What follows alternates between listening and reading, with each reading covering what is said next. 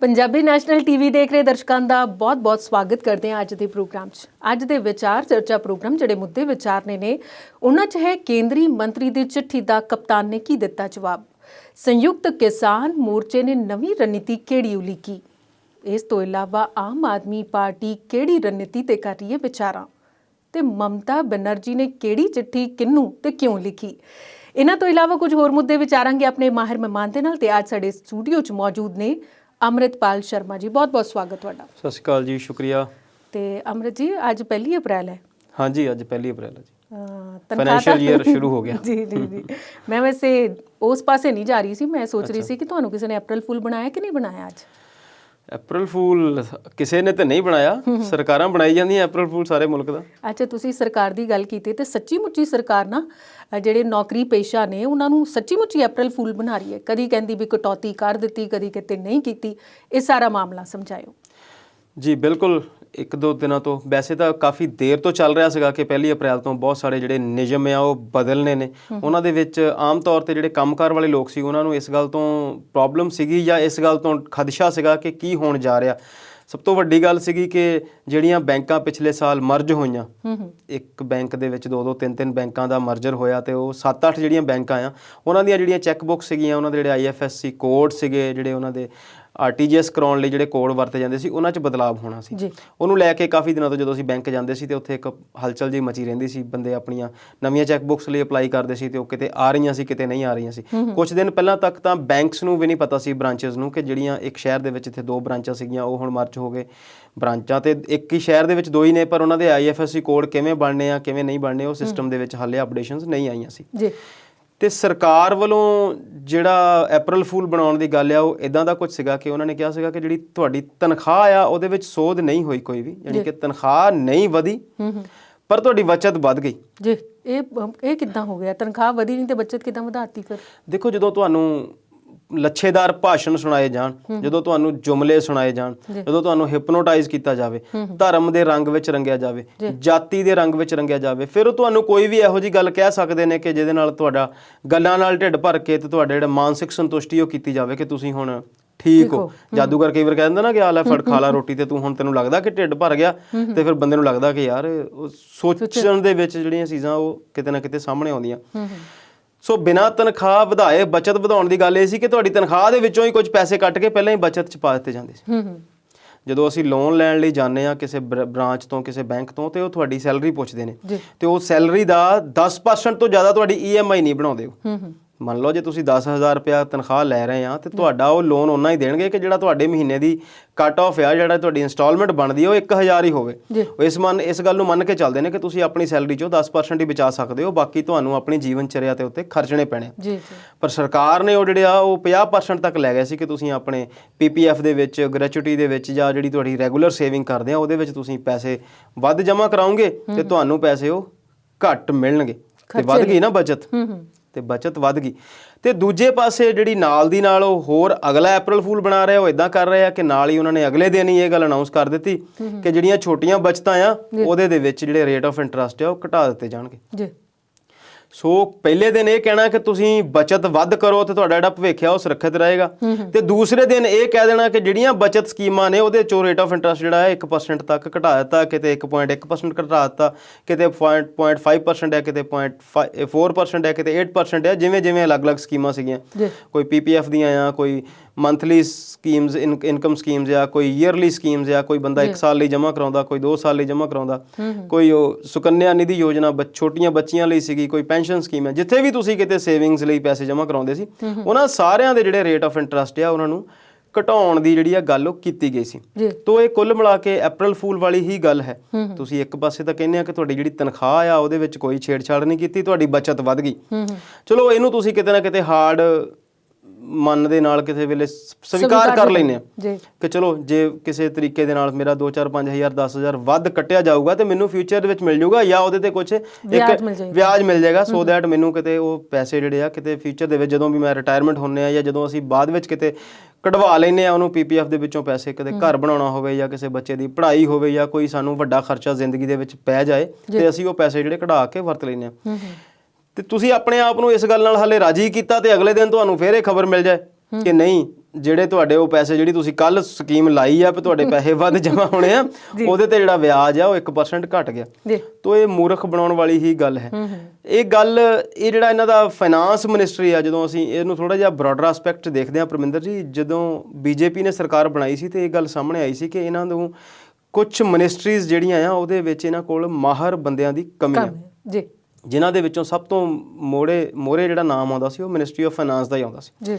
ਕਿ ਇਹਨਾਂ ਦਾ ਜਿਹੜਾ ਬਜਟ ਵਾਲਾ ਕਾਰਿਆਲਿਆ ਆ ਜਿਹੜਾ ਇਹਨਾਂ ਦਾ ਦਫ਼ਤਰ ਆ ਜਿਹੜਾ ਇਹਨਾਂ ਦਾ ਆਫਿਸ ਬੀਅਰਰ ਬੰਦਾ ਆ ਉਹਦੇ ਕੋਲ ਫਾਈਨਾਂਸ ਨੂੰ ਲੈ ਕੇ ਕੋਈ ਬਹੁਤ ਲੰਬੀ ਚੌੜੀ ਜਿਹੜੀ ਸਕੀਮਬਾਜ਼ੀ ਜਾਂ ਸਿਸਟਮ ਜਾਂ ਤਜਰਬਾ ਜਿਹੜਾ ਉਹ ਨਹੀਂ ਹੈਗਾ ਜਿੰਨਾ ਕਿ ਚਾਹੀਦਾ ਕਾਂਗਰਸ ਸਰਕਾਰ ਦੇ ਵੇਲੇ ਮਨਮੋਹਨ ਸਿੰਘ ਜਾਂ ਪੀ ਚਿਦੰਬਰਮ ਕੋਲ ਮੰਨਿਆ ਜਾਂਦਾ ਸੀ ਜੀ ਤੇ ਉਹ ਤੁਸੀਂ ਉਹਨੂੰ ਦੇਖ ਰਹੇ ਆ ਕਿ ਉਹ ਜਿਹੜਾ ਫੂਲ ਬਣਾਇਆ ਜਾ ਰਿਹਾ ਹੈ ਤੇ ਉਸ ਤੋਂ ਵੱਡਾ ਫੂਲ ਇਹ ਬਣਾਇਆ ਜਾ ਰਿਹਾ ਕਿ ਅਗਲੇ ਦਿਨ ਯਾਨੀ ਕਿ ਕੱਲ ਇਹ ਗੱਲਾਂ ਅਨਾਉਂਸ ਕੀਤੀਆਂ ਸੀ ਤੇ ਅੱਜ ਹੀ ਇਹ ਗੱਲ ਕਹਿ ਦਿੱਤਾ ਗਿਆ ਕਿ ਉਹ ਜਿਹੜੇ ਦੋਨੋਂ ਦਿਨਾਂ ਦੀਆਂ ਗੱਲਾਂ ਸੀਗੀਆਂ ਚਾਹੇ ਉਹ ਸੈਲਰੀ ਕੱਟ ਰੇਟਸ ਦੀਆਂ ਸੀਗੀਆਂ ਤੇ ਜਾਂ ਉਹ ਛੋਟੀਆਂ ਬਚਤਾਂ ਦੇ ਉੱਤੇ ਜਿੰਨਾ ਜਿਹੜਾ ਵਿਆਜ ਲਾਉਣ ਦੀ ਗੱਲ ਸੀ ਘਟਾਉਣ ਦੀ ਗੱਲ ਸੀ ਉਹ ਸਾਰੇ ਜਿਹੜੇ ਹਾਲੇ ਨਲ ਐਂਡ ਵੋਇਡ ਆ ਰੋਕ ਦਿੱਤੇ ਗਏ ਨੇ ਜੀ ਤੇ ਫਿਰ ਇਹ ਕੁੱਲ ਮਿਲਾ ਕੇ ਤਾਂ ਚਲੋ ਅਸੀਂ ਹੁਣ ਨਾਂ ਨਹੀਂ ਲੈਂਦੇ ਅਸੀਂ ਅਗਲੇ ਮੁੱਦੇ ਵੱਲ ਆ ਜਾਂਦੇ ਹਾਂ ਬੜਾ ਗੰਭੀਰ ਮੁੱਦਾ ਹੈ ਇਸ ਵੇਲੇ ਕੇਂਦਰ ਤੇ ਪੰਜਾਬ ਸਰਕਾਰ ਵਿਚਾਲੇ ਖੜਕੀ ਪਈ ਹੈ ਕਦੋਂ ਦੀ ਸ਼ੁਰੂ ਹੋਈ ਹੈ ਖੜਕਾ ਦੜਕਾ ਇਹਦੇ ਬਾਰੇ ਸਭ ਨੂੰ ਪਤਾ ਹੈ ਜੀ ਪਰ ਕੇਂਦਰੀ ਮੰਤਰੀ ਦੀ ਕੈਪਟਨ ਨੂੰ ਲਿਖੀ ਚਿੱਠੀ ਦਾ ਕੈਪਟਨ ਨੇ ਹੁਣ ਕੀ ਜਵਾਬ ਭੇਜਿਆ ਅਸੀਂ ਪਿਛਲੇ ਦਿਨੀ ਆਪਣੇ ਹੀ ਪ੍ਰੋਗਰਾਮ ਵਿੱਚ ਉਸ ਦਿਨ ਗੱਲ ਕੀਤੀ ਸੀ ਕਿ ਜਦੋਂ ਪਿਛਲੇ ਸਾਲ ਇਹਨਾਂ ਦਿਨਾਂ ਦੇ ਵਿੱਚ ਕ੍ਰੈਡਿਟ ਲਿਮਟ ਜਿਹੜੀ ਆ ਕਿਸਾਨੀ ਵਾਲੀ ਸੀਸੀਐਲ ਜਿਹੜੀ ਆ ਜਦੋਂ ਸਰਕਾਰ ਨੇ ਫਸਲ ਦੀ ਖਰੀਦ ਕਰਨੀ ਹੁੰਦੀ ਹੈ ਤੇ ਕੇਂਦਰ ਸਰਕਾਰ ਜਿਹੜੀ ਆ ਉਹ ਰਾਜ ਸਰਕਾਰ ਨੂੰ ਇੱਕ ਬੈਂਕ ਗਰੰਟੀ ਤੌਰ ਦੇ ਉੱਤੇ ਇੱਕ ਕ੍ਰੈਡਿਟ ਲਿਮਟ ਜਾਰੀ ਕਰਦੀ ਹੈ ਜਿਹੜੀ ਕਣਕ ਦੀ ਫਸਲ ਦੇ ਉੱਤੇ 30,000 ਕਰੋੜ ਦੇ ਨੇੜੇ ਤੇੜੇ ਕਿਤੇ ਬੈਠਦੀ ਹੈ 25-26,000 ਜਾਂ 27,000 ਸਮਵੇਅਰ ਉਹਦੀ ਗੱਲ ਜਦੋਂ ਪਿਛਲੇ ਸਾਲ ਕੀਤੀ ਸੀ ਤੇ ਉਹਨਾਂ ਨੇ ਕਿਹਾ ਸੀਗਾ ਕਿ ਅਸੀਂ ਸਿੱਧੀ ਅਦਾਇਗੀ ਜਿਹੜੀ ਕਰਨੀ ਆ ਉਸ ਤੋਂ ਪਹਿਲਾਂ ਵੀ ਪੰਜਾਬ ਸਰਕਾਰ ਜਦੋਂ ਪਿਛਲੀ ਪੰਜਾਬ ਸਰਕਾਰ ਸੀ ਬਾਦਲ ਸਾਹਿਬ ਦੇ ਟਾਈਮ ਤੇ ਵੀ ਇੱਕ ਦੋ ਵਾਰ ਇਸ ਗੱਲ ਦਾ ਹੱਲਾ ਗੁੱਲਾ ਹੋਇਆ ਸੀ ਕਿ ਸੈਂਟਰ ਚਾਹੁੰਦੀ ਸੀ ਕਿ ਜਿਹੜੀ ਡਾਇਰੈਕਟ ਬੈਨੀਫਿਟਸ ਆ ਉਹ ਕਿਸਾਨਾਂ ਦੇ ਖਾਤਿਆਂ 'ਚ ਸਿੱਧੀ ਦਿੱਤੀ ਜਾਵੇ ਆੜਤੀਆਂ ਦੇ ਖਾਤਿਆਂ 'ਚ ਆ ਕੇ ਆੜਤੀਆਂ ਤੋਂ ਅੱਗੇ ਨਾ ਪੈਸੇ ਲਏ ਜਾਣ ਇਹਦੇ ਬਾਰੇ ਬਹੁਤ ਪਹਿਲਾਂ ਤਾਂ ਇਹ ਸੰਭਵ ਨਹੀਂ ਸੀਗਾ ਕਿਉਂਕਿ ਬੈਂਕ ਅਕਾਊਂਟਸ ਘੱਟ ਹੁੰਦੇ ਸੀ ਤੇ ਕੋਈ ਸਿਸਟਮ ਜਿਹੜਾ ਸੀਗਾ ਉਹ ਡਿਵੈਲਪ ਨਹੀਂ ਹੋ ਸਕਿਆ ਸੀ ਪਰ ਜਦੋਂ ਤੋਂ ਆਧਾਰ ਕਾਰਡ ਬਣਿਆ ਇਹ ਸਾਰੀਆਂ ਚੀਜ਼ਾਂ ਜਿਹੜੀਆਂ ਡਿਜੀਟਲ ਹੋ ਗਈਆਂ ਤੇ ਮੋਦੀ ਸਰਕਾਰ ਦੇ ਆਉਣ ਦੇ ਨਾਲ ਹੀ 14 ਤੋਂ ਬਾਅਦ ਹੀ ਇਸ ਗੱਲ ਦੇ ਉੱਤੇ ਵੱਡਾ ਜਿਹੜਾ ਜ਼ੋਰ ਆ ਉਹ ਲਾਇਆ ਗਿਆ ਕਿ ਹਰ ਬੰਦਾ ਬੈਂਕ ਨਾਲ ਜੁੜੇ ਉਹਦੇ ਜਿਹੜੇ ਖਾਤੇ ਆ ਉਹ ਡਿਜੀਟਲ ਹੋਣ ਤੇ ਟ੍ਰਾਂਜੈਕਸ਼ਨ ਜਿਹੜੀਆਂ ਆ ਉਹ ਪਾਰਦਰਸ਼ੀ ਹੋਣ ਕਿਉਂਕਿ ਬਹੁਤ ਸਾਰਾ ਹਿੰਦੁਸਤਾਨ ਦੇ ਵਿੱਚ ਬਾਜ਼ਾਰ ਤੇ ਵਪਾਰ ਜਿਹੜਾ ਆ ਉਹ ਕੈਸ਼ ਤੇ ਚੱਲਦਾ ਸੀ ਉਹਨੂੰ ਰੋਕਣ ਤੇ ਤੋੜਨ ਲਈ ਇਹਨਾਂ ਨੇ ਡਿਜੀਟਲ ਕੀਤਾ ਸਾਰਾ ਕੁਝ ਬਹੁਤ ਸਾਰੀਆਂ ਕੋਸ਼ਿਸ਼ਾਂ ਕੀਤੀਆਂ ਤੇ ਉਹਦੇ ਵਿੱਚ ਬੂਰ ਵੀ ਲੱਗਾ ਬਹੁਤ ਸਾਰੀਆਂ ਚੀਜ਼ਾਂ ਦੇ ਵਿੱਚ ਰੇਟਸ ਜਿਹੜੇ ਆ ਉਹ ਹੋਏ ਵੀ ਡਿਜੀਟਲਾਈਜ਼ ਆ ਬੈਂਕਾਂ ਦਾ ਜਿਹੜਾ ਕਾਰੋਬਾਰ ਆ ਉਹ ਵਧਿਆ ਇਹ ਇਸ ਤੋਂ ਮੋਦੀ ਸਰਕਾਰ ਤੋਂ ਪਿਛਲੀ ਸਰਕਾਰ ਚਿਦੰਬਰਮ ਸਾਹਿਬ ਦੇ ਟਾਈਮ ਤੇ ਹੀ ਬੈਂਕਾਂ ਨੂੰ ਇੰਨੀ ਵਧਾਉਣ ਦੀ ਕੋਸ਼ਿਸ਼ ਸੀ ਉਹਨਾਂ ਦਾ ਉਦੋਂ ਇਹ ਪਲਾਨ ਸੀਗਾ ਕਿ ਘੱਟੋ ਘੱਟ ਬੈਂਕਿੰਗ ਸੈਕਟਰ ਜਿਹੜਾ ਆ ਇੰਨਾ ਹਿੰਦੁਸਤਾਨ ਦੇ ਵਿੱਚ ਫੈਲਾਇਆ ਜਾਵੇ ਕਿ ਹਰ ਪਿੰਡ ਦੀ ਬੈਂਕ ਹੋਵੇ ਜੀ ਉਸ ਪਹਿਲਾਂ ਪਲਾਨ ਸੀਗਾ ਕਿ ਹਰ ਘੱਟ ਤੋਂ ਘੱਟ 5-4 ਪਿੰਡਾਂ ਪਿੱਛੇ ਇੱਕ ਬੈਂਕ ਹੋਵੇ ਉਸ ਤੋਂ ਬਾਅਦ ਅਗਲੀ ਪਲੈਨਿੰਗ ਇਹ ਵੀ ਸੀਗੀ ਕਿ ਹਰ ਪਿੰਡ ਦੀ ਬੈਂਕ ਹੋਵੇ ਜੀ ਅਸੀਂ ਜਾਣਦੇ ਹਾਂ ਕਿ ਅੱਜ ਤੋਂ ਜੇ 40 ਸਾਲ ਜਾਂ 30 ਸਾਲ ਪਿੱਛੇ ਚਲੇ ਜਾਈਏ ਤਾਂ ਪਿੰਡ ਦੇ ਵਿੱਚ ਚੰਦ ਕੁ ਲੋਕਾਂ ਦੇ ਬੈਂਕ ਖਾਤੇ ਹੁੰਦੇ ਸੀ ਜਾਂ ਤੇ ਉਹ ਸਰਦੇ ਪੁੱਜਦੇ ਘਰ ਸੀ 2-4 ਜਾਂ ਫਿਰ ਉਹ ਸੀ ਜਿਨ੍ਹਾਂ ਨੂੰ ਤਨਖਾਹ ਆਉਂਦੀ ਸੀ ਤੇ ਮੈਂ ਉਸ ਗੱਲ ਦਾ ਆਪ ਚਸ਼ਮਦੀਦ ਹਾਂ ਕਿ ਮੇਰੇ ਪੇਰੈਂਟਸ ਜਦੋਂ ਜੌਬ ਦੇ ਵਿੱਚ ਸੀਗੇ ਤੇ ਉਹਨਾਂ ਨੂੰ ਜਿਹੜੀ ਤਨਖਾਹ ਆ ਉਹ ਵੀ ਕੈਸ਼ ਮਿਲਦੀ ਸੀ ਇੱਕ ਹੈਡ ਟੀਚਰ ਜਿਹੜਾ ਸਕੂਲ ਦਾ ਮੁਖੀ ਹੁੰਦਾ ਸੀ ਉਹ ਜਾਂਦਾ ਸੀ ਖਜ਼ਾਨੇ ਉੱਥੋਂ ਉਹਨੂੰ ਪੈਸੇ ਮਿਲ ਜਾਂਦੇ ਸੀ ਤੇ ਲਿਆ ਕੇ ਦੂਜੇ ਦਿਨ ਉਹ ਸਕੂਲੇ ਕੈਸ਼ ਵੰਡ ਦਿੰਦਾ ਸੀ ਤੇ ਉਹ ਬੜੀ ਲੇਟ ਜਾ ਕੇ ਇਹ ਗੱਲ ਆਈ ਆ ਫਿਰ ਬੈਂਕਾਂ ਦੇ ਵਿੱਚ ਖਾਤੇ ਬਣੇ ਜਦੋਂ ਲੋਕਾਂ ਨੇ ਬਚਤ ਵਗੈਰਾ ਕਰਨੀਆਂ ਸ਼ੁਰੂ ਕੀਤੀਆਂ ਇੱਕ ਟਾਈਮ ਦੇ ਉੱਤੇ ਇਦਾਂ ਸੀਗਾ ਕਿ 4.5 ਸਾਲ ਦੇ ਵਿੱਚ ਹੀ ਜਿਹੜੇ ਤੁਹਾਡੇ ਪੈਸੇ ਆ ਉਹ ਡਬਲ ਹੁੰਦੇ ਸੀ ਫਿਰ ਇਕਨੋਮੀ ਦੇ ਵਿੱਚ ਚੇਂਜਸ ਆਈਆਂ ਸਰਕਾਰ ਨੂੰ ਲੱਗਿਆ ਕਿ ਬਚਤਾਂ ਦਾ ਜਿਹੜਾ ਪੈਸਾ ਆ ਉਹ ਜੇ ਆਮ ਲੋਕੀ ਆਪਣੇ ਖਰਚਣ 'ਚ ਲੈ ਕੇ ਆਉਣ ਕੈਸ਼ ਦੀ ਜਿਹੜੀ ਸਰਕੂਲੇਸ਼ਨ ਆ ਉਹ ਵਧੇ ਤੇ ਫਿਰ ਮੁਲਕ ਦੇ ਵਿੱਚ ਤਰੱਕੀ ਹੋਵੇਗੀ ਜਿਵੇਂ ਜਿਵੇਂ ਸੋਚ ਬਦਲਦੀ ਗਈ ਖਰਚਣ ਦੇ ਤਰੀਕੇ ਬਦਲਦੇ ਗਏ ਤੇ ਫਿਰ ਸਾਰੀਆਂ ਚੀਜ਼ਾਂ ਚੇਂਜ ਹੋਈਆਂ ਤੇ ਖੇਤੀ ਦੇ ਉੱਤੇ ਜਦੋਂ ਅਸੀਂ ਉਹਨੂੰ ਲੈ ਕੇ ਆਏ ਆ ਤੇ ਕਿ ਸਿੱਧੀ ਅਦਾਇਗੀ ਕਰਨਗੇ ਤੇ ਉਹਦੇ ਲਈ ਫਿਰ ਸਰਕਾਰਾਂ ਨੇ ਉਹਦੇ ਲਈ ਬਾਦਲ ਸਾਹਿਬ ਨੇ ਉਦੋਂ ਇਹਨੂੰ ਇਸ ਗੱਲ ਨੂੰ ਹੋਲਡ ਰੱਖ ਦਿਆ ਸੀਗਾ ਕਿ ਕਿਸਾਨਾਂ ਦੀ ਮਰਜ਼ੀ ਤੇ ਰੱਖ ਲੈਣੇ ਆ ਕਿ ਉਹਨਾਂ ਨੇ ਸਿੱਧੇ ਲੈਣੇ ਆ ਜਾਂ ਆੜਤੀਆਂ ਤੋਂ ਲੈਣੇ ਕਿਉਂਕਿ ਬਾਦਲ ਸਾਹਿਬ ਇਸ ਗੱਲ ਲਈ ਮਸ਼ਹੂਰ ਰਹੇ ਆ ਕਿ ਉਹ ਬਹੁਤ ਸਾਰੀਆਂ ਚੀਜ਼ਾਂ ਜਿਹੜੀਆਂ ਆ ਉਹਨਾਂ ਨੂੰ ਓਪਨ ਛੱਡ ਦਿੰਦੇ ਸੀ ਤੇ ਟਾਈਮ ਜਿਹੜਾ ਟਪਾ ਲੈਂਦੇ ਸੀ ਕੈਪਟਨ ਸਾਹਿਬ ਨੂੰ ਪਿਛਲੇ ਸਾਲ ਸੈਂਟਰ ਗਵਰਨਮੈਂਟ ਨੇ ਕਿਹਾ ਸੀ ਤੇ ਇਹਨਾਂ ਨੇ 1 ਸਾਲ ਮੰਗ ਲਿਆ ਸੀ ਤੇ ਉਹ ਮਿਲ ਵੀ ਗਿਆ ਸੀ, ਕਿਉਂਕਿ ਅਕਸਰ ਹੁੰਦਾ ਜਦੋਂ ਸ਼ਿਕੰਜਾ ਕੱਸਣਾ ਹੁੰਦਾ ਤੇ ਥੋੜਾ ਜਿਹਾ ਟਾਈਮ ਦੇ ਦਿੱਤਾ ਜਾਂਦਾ। ਪਰ ਇਸ ਵਾਰ ਹੁਣ ਪਿਛਲਾ ਸਾਲ ਜਿਹੜਾ ਆ ਸਾਰੇ ਦਾ ਸਾਰਾ 2020 ਜਿਹੜਾ ਆ ਉਹ ਕਰੋਨਾ ਦੀ ਭੇਂਟ ਚੜ ਗਿਆ ਤੇ ਸਰਕਾਰਾਂ ਆਪਣੇ ਕੰਮ ਤੋਂ ਅਵੇਸਲੀਆਂ ਵੀ ਰਹੀਆਂ ਤੇ ਇਹਨਾਂ ਨੇ ਉਹ ਤਿਆਰੀ ਨਹੀਂ ਕੀਤੀ। ਤੇ ਹੁਣ ਜੋ ਅੱਜ ਡੇਟ ਤੱਕ ਸਿਨੈਰੀਓ ਆ ਇੱਥੇ ਆ ਗਿਆ ਕਿ ਕੇਂਦਰ ਸਰਕਾਰ ਨੇ ਪੰਜਾਬ ਸਰਕਾਰ ਨੂੰ ਇਸ ਮਸਲੇ ਦੇ ਵਿੱਚ ਕੋਰੀ ਨਾ ਕਰ ਦਿੱਤੀ ਆ। ਦੋ ਟੁਕ ਜਵਾਬ ਦੇ ਦਿੱਤਾ ਫੂਡ ਸਪਲਾਈ ਮਿਨਿਸਟਰ ਜਿਹੜੇ ਪਿਊਸ਼ ਗੋਇਲ ਜੀ ਆ ਕਿ ਭਾਰਤ ਸਰਕਾਰ ਪੰਜਾਬ ਸਰਕਾਰ ਨੂੰ ਸਿੱਧੀ ਅਦਾਇਗੀ ਹੀ ਕਰੇਗੀ, ਦੂਜੇ ਕਿਸੇ ਤਰੀਕੇ ਨਾਲ ਜਿਹੜੀ ਪੇਮੈਂਟ ਉਹ ਨਹੀਂ ਹੋਣੀ। ਤੇ ਅਮਰਿਤ ਜੀ, ਕੇਂਦਰ ਸਰਕਾਰ ਨੇ 2 ਟੁਕ ਜਵਾਬ ਦੇ ਦਿੱਤਾ। ਹੁਣ 2 ਟੁਕ ਕਿੱਦਾਂ ਲਾਏ ਤਾਂ ਤੁਸੀਂ ਦੱਸ ਦਿੱਤਾ, ਪਰ ਅੱਗੋਂ ਸਰਕਾਰ ਪੰਜਾਬ ਸਰਕਾਰ ਜਿਹੜੀ ਉਹ ਕੀ ਨੀਤੀ ਕੀ ਰੁਖ ਅਪਣਾਉਂਦੀ ਹੈ ਇਹਦੇ ਬਾਰੇ ਆਪਾਂ ਤੁਹਾਡੇ ਨਾਲ ਫਿਰ ਤੋਂ ਵਿਚਾਰ ਸਾਂਝੇ ਕਰਾਂਗੇ। ਪ੍ਰੈਸ ਵੇਲੇ ਲੈਣੇ ਆ ਪ੍ਰੋਗਰਾਮ 'ਚ ਬ੍ਰੇਕ।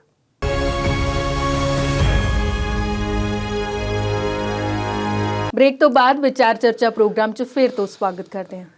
ਤੇ ਸ਼ਰਮਾ ਜੀ, ਆਪਾਂ ਬ੍ਰੇਕ ਤੇ ਜਾਣ ਤੋਂ ਪਹਿਲਾਂ ਜਿਹੜੇ ਮੁੱਦੇ ਨੂੰ ਸ਼ੁਰੂ ਕੀਤਾ ਸੀ ਜੀ, ਤੇ ਅਗਲਾ ਮਤਲਬ ਕੇਂਦਰ ਸਰਕਾਰ ਨੇ ਗੇਂਦ ਜਿਹੜੀ ਹੈ ਪੰਜਾਬ ਸਰਕਾਰ ਦੇ ਪਾਲੇ 'ਚ ਪਾਈ ਹੈ। ਪੰਜਾਬ ਸਰਕਾਰ ਅੱਗੋਂ ਹੁਣ ਕਿਹੜੀ ਰਣਨੀਤੀ ਅਪਣਾਏਗੀ, ਕਿਉਂਕਿ ਕੋਰਾ ਜਵਾਬ ਮਿਲ ਗਿਆ? ਦੇਖੋ ਜੀ, ਰਣਨੀਤੀ ਉਹ ਜਿਹੜੀ ਮਰਜ਼ੀ ਅਪਣਾ ਲੈਣ, ਸਮਾਂ ਗਵਾ ਚੁੱਕੇ ਆ। ਜੇ ਪਿਛਲੇ ਸਾਲ ਉਹਨਾਂ ਨੂੰ ਇਹ ਕਰਨ ਲਈ ਕਿਹਾ ਗਿਆ ਸੀ ਤੇ ਇਹਨਾਂ ਨੂੰ ਚਾਹੀਦਾ ਸੀਗਾ ਉਸ ਢੰਗ ਦੀ ਤਿਆਰੀ ਕਰ ਲੈਂਦੇ। ਜੇ ਨਹੀਂ ਕਰ ਸਕਦੇ ਸੀ ਤੇ ਉਹਨਾਂ ਨਾਲ ਇਹ ਗੱਲ ਪਹਿਲਾਂ ਟੁੱਕਦੇ ਜਾਂ ਪਹਿਲਾਂ ਮੁਕਾਉਂਦੇ। ਅੱਜ 1 ਤਰੀਕ ਹੋ ਗਈ ਆ, ਅੱਜ ਤੋਂ ਖਰੀਦ ਸ਼ੁਰੂ ਹੋਣੀ ਸੀ। 10 ਦਿਨ ਦਾ ਟਾਈਮ ਵੱਧ ਲੈ ਚੁੱਕੇ ਆ।